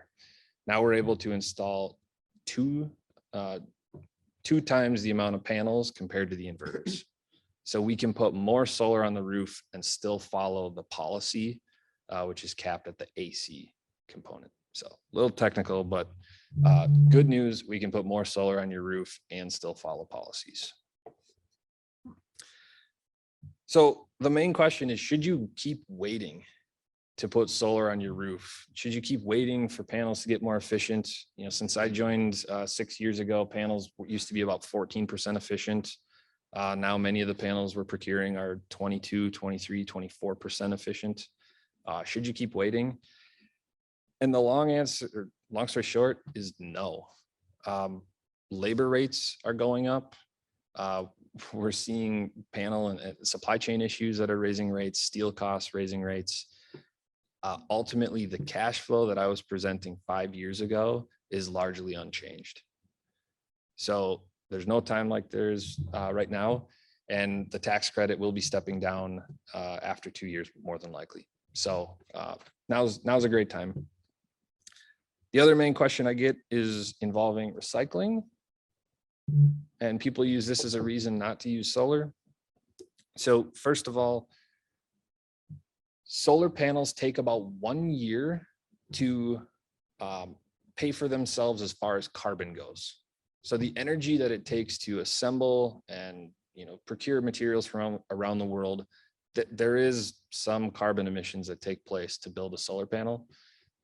It takes about 1 year for the panel to pay for itself. Then from there, you've got 24 more years of life left. But when we go to hearings at city councils and try to get a permit, this question gets brought up a ton: is what are you going to do with it? And solar panels are about 99% recyclable. They're 72% glass. The rest of it is aluminum, synthetic materials to seal the silicon cells, the silicon themselves, and then a myriad of different metals. These panels are recycled. So in this case, it's a company called Cascade Eco Materials. They use recycled panels for fillers, beads on road construction, containers, abrasives, specialty glass, fiberglass. But basically everything other than the back sheet is recyclable. And we're moving to panels that no longer have a back sheet. So the future is bright when it comes to recycling these panels, and it's not all that expensive. It's mainly just the cost to ship them to the places that do the recycling. So just two more here. Wanted to jump into a case study. So the hard part about solar, and when solar doesn't work, it's when the situation doesn't work. So what that means is either the roof isn't suitable for solar, the roof is in the middle of its warranty period, and you don't want to put something on there for 25 years that you're going to have to take off in 10 years. Or it's something where the company can't use the tax credits. So walking through this case study, this is Udapils Brewing. If you haven't been, great spot. Great beer. So this is a leased building. The tenant wanted to put solar on, so they made sure when they renewed their lease that they negotiated roof rights. That was crucial. That gave them the opportunity to explore solar until we hit a major roadblock, which was that they had just purchased a couple $1 million worth of new equipment for their brewery, and they didn't have the ability to take the tax credits. They already had a bunch of depreciation lined up for their other equipment. So we problem solved, and two of the owners felt that this was still a good idea. They were able to personally use the tax credit, and they formed a small LLC to purchase the solar and then sell energy to the brewery at a discount. It was a win-win for everybody. The brewery receives power at a penny discount compared to what they pay Excel. And they get to have pretty pictures like this spread around their brewery, showing that they're sustainable and you're able to drink solar powered beer, which is pretty cool. Ultimately, it's a fairly simple setup. So that, there was a little bit of legal work to set up this LLC. But this is something that can be used across multiple different industries, especially when you get to nonprofits who can't utilize tax credits, or S corps, or basically anything where tax credits would need to be split up amongst many people in the company. It makes more sense to form a small company just for the solar. So final slide here. Most people don't know where to start. And as we just kind of referenced, the number one thing you need to do is discuss the situation. So who's interested in solar? Are you working with a tenant that wants to make sure that they can lower their carbon emissions? So they need RECs. That means they need to own the system. They need to produce their own RECs.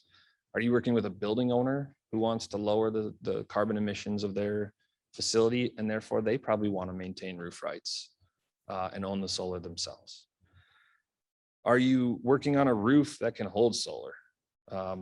In general, about 10 pounds per square foot, and you want at least 20 years remaining on your roof. It's my general guidelines. Are you working with a client who has a tax liability?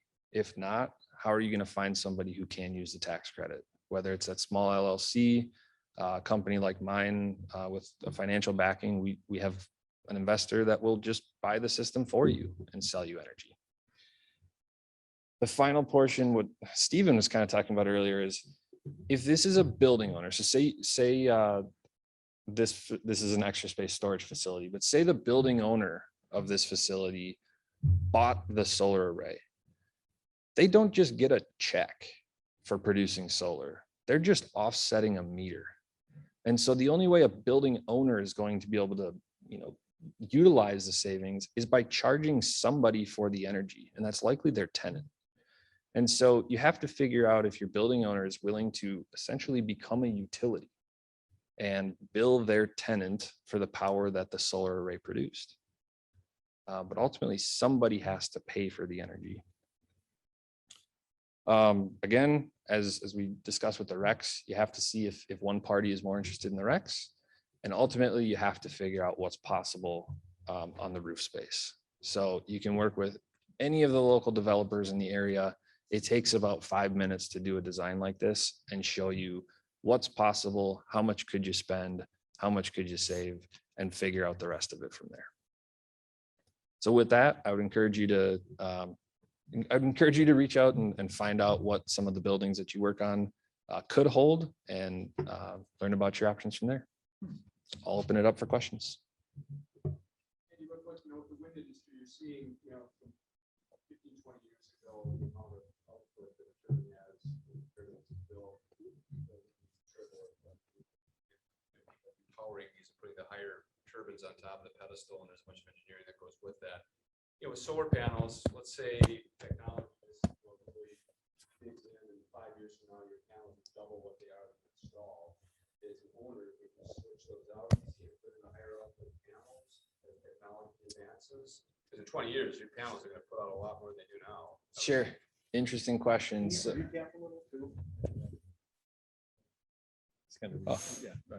Recap. Yeah. So the question is basically, could you swap out panels in a few years when more efficient ones come along? And the short answer is yes. But on many of the arrays, there's one, if you guys can go back, or if I can go back, there's an array that looks like a horseshoe. So this one, This is 1.4 megawatts. It's 1 megawatt AC on Schaefer Richardson near Minneapolis or in Minneapolis. We're capped at 1 megawatt AC. So yes, you could swap it out. And yes, this array would take a smaller portion of your roof, but it doesn't help you achieve anything different. You're limited to 1 million watts in this case of output. And new technology doesn't help that.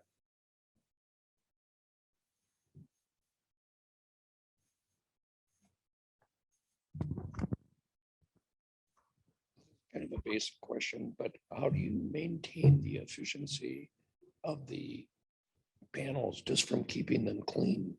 And second part of that is, what does the snow load and those issues in Minnesota, how do they affect the panels? Sure, good question. So again, just to repeat it, the question's about snow loads and how we keep the panels clean and efficient. Number one, in Minnesota, we're lucky. We don't have a lot of dust. So dust is the main enemy of solar panels. If we were in parts of California or New Mexico or Arizona, you do have to clean solar panels from the dust. We don't have that problem. The rain and the snow work together and wash panels. And for the most part, we've actually been doing an A/B study at our office. We clean some of them with alcohol. We don't clean the others, and we see if there's any difference. And it is, I mean, we're talking pennies. So it's very, very little. When it comes to snow, we're typically limited from putting panels too far to the north side. And I believe that's actually upside down. So the whole north side, the bottom side of that building, we stay away from the northern edge because that's where most of the snow drifting occurs. Most of the time, the setback will be about 20 feet from the north edge of a building. From there, the panels will help melt snow to some degree, but in January and February, they're probably buried. So anytime we give production estimates, that's assuming they're going to be buried for those few months. Then from there, you can shovel around the panels if you need to, if you have large drifts, but typically it's not a whole lot worse than it was before the panels were there.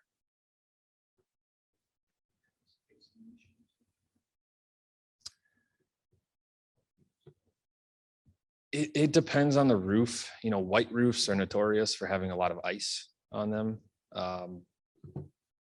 But no, I haven't seen it lead to a lot of ice on the roof. No, there's some heat coefficient from the panels, especially the bifacial ones, where if light can get underneath or if it can touch the panel, what ends up happening is it looks like the rear defroster on your car. As soon as you get that one circle that opens up and it's clear glass, it expands from there. And that's exactly how solar panels clear. So you just need a couple sunny days and they'll melt the snow.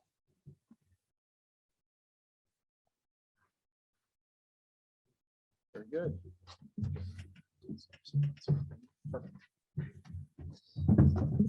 Thank you, Andy. Appreciate your qualified perspective and overview on the roads you've traveled with regard to solar projects. Got a couple comments that I'd like to add. I was reminded of a question about technology of solar panels, and is there an expectation that they'll get better, and would we be kicking ourselves for installing something now if we only knew where it was going to be in the near term future?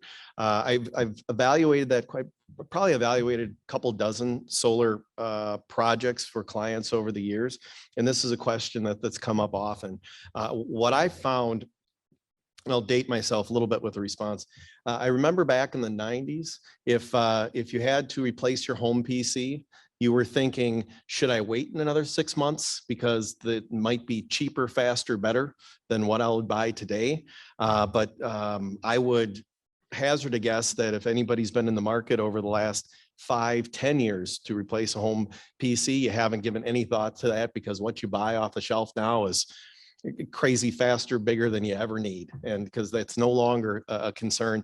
And I also feel like we are in a similar trajectory with LED lighting.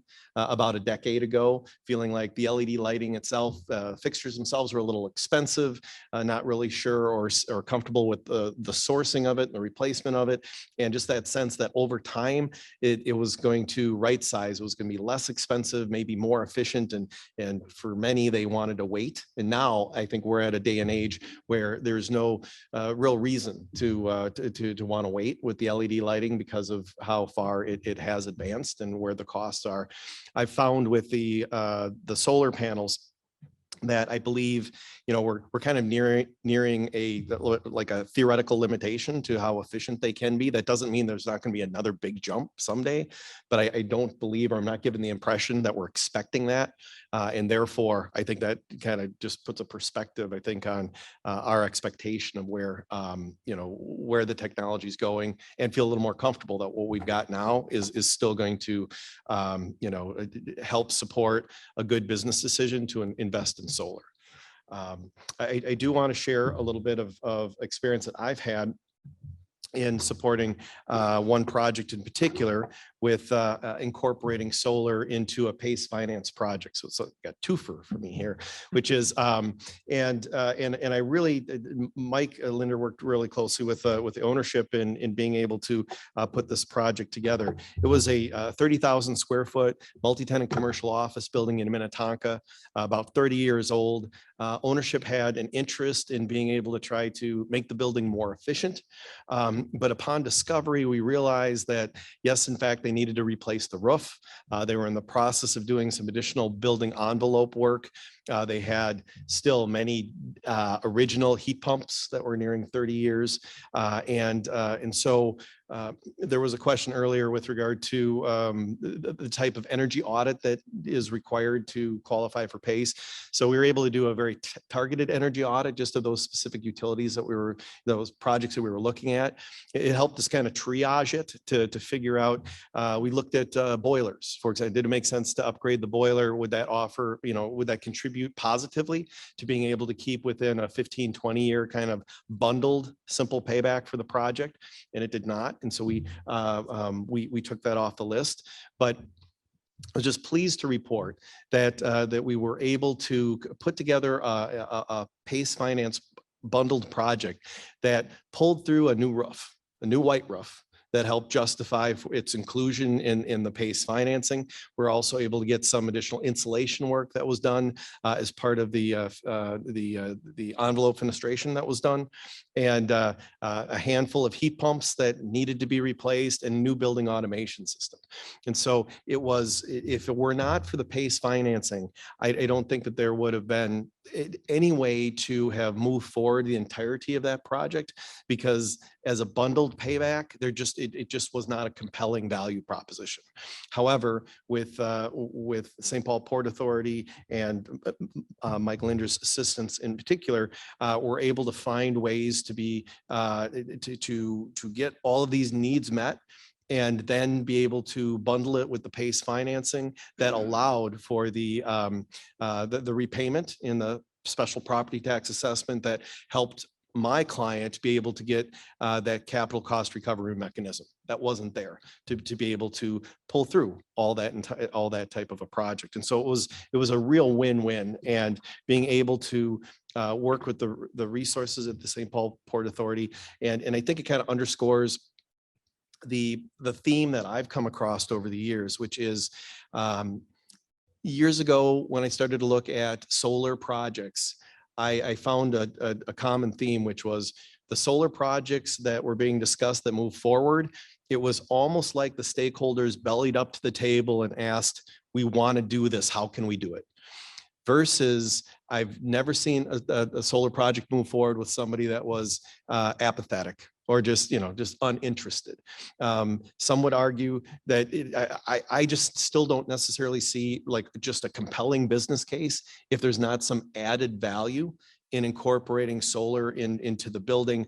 And the big added value, I think, is being able to make what I feel is, a physical investment in sustainability that often can be seen by visitors to the building, that can be known by the occupants of the building.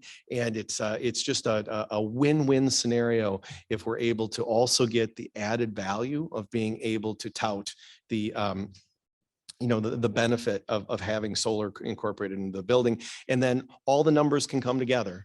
Once again, where there's a will, there's a way. And so I think that the PACE financing is a fantastic way to address a lot of existing building needs. And solar is a really prime component to being able to pull through the whole bundled solution, has been my experience. One question that I do have for Andrew, which was over the years evaluating a number of projections of anticipated output from solar arrays.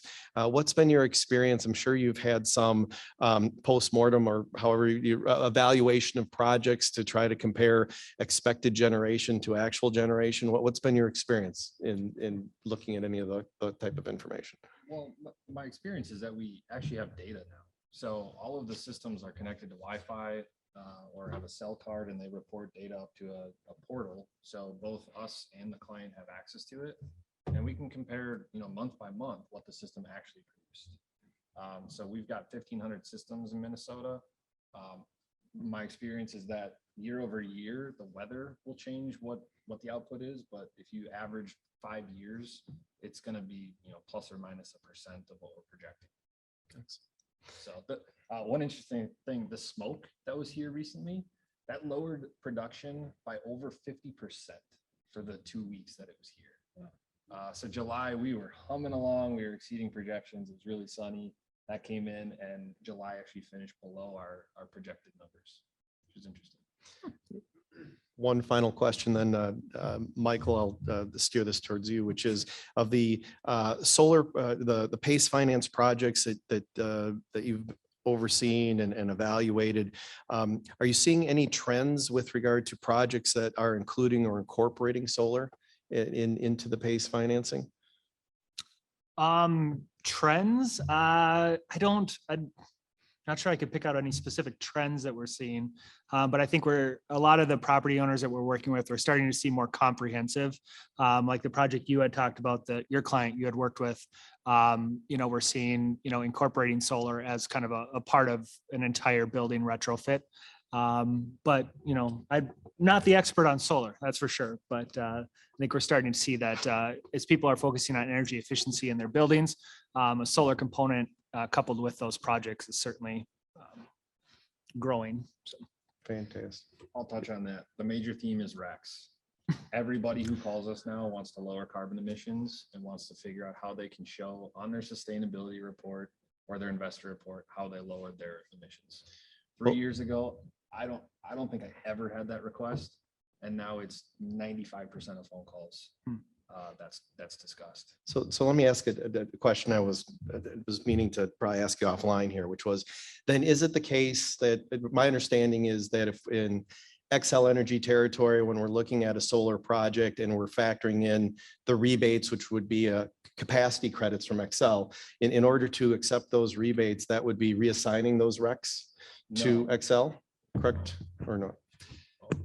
In Xcel Energy territory, if you sign up for solar rewards, those are systems 40 kilowatts and under, you do forfeit the RECs by receiving that incentive. For any larger projects that I showed today, those are all over 40 kilowatts. It's using a different incentive that's not taxpayer funded, and you get to maintain the RECs. Who monitors that? Is that like an FCC? Like if you lie about RECs, I mean, who's going to come knocking on your door? Sure. So the main resource in Minnesota is called MRETS, and it's a renewable electricity tracking system. And you can retire RECs in a certain year and use that on your reporting to show which RECs you retired, and you have to prove the generation of those. Okay.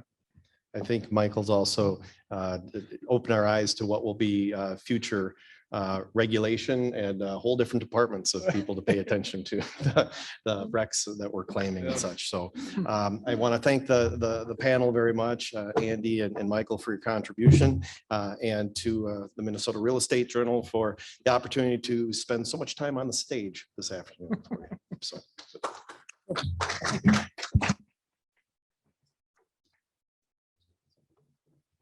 Thank you. Great event, everybody. So that'll end the CE portion. So if you're here, you got to sign in or sign out. For those folks online, put your name and your license number in there. Please visit our sponsors. Erin from Great River Energy just reminded me she has some great notebooks and folders out there for you to bring home. And I know Sun Control and Sundial are out there. So please stop by. And I want to thank the City of Elk River, Energy Guy, Great River Energy, MinPace, St. Paul Port Authority, Sun Control of Minnesota, Sundial Energy and Excel Energy for sponsoring the event. So have a great weekend, everybody. Thank you.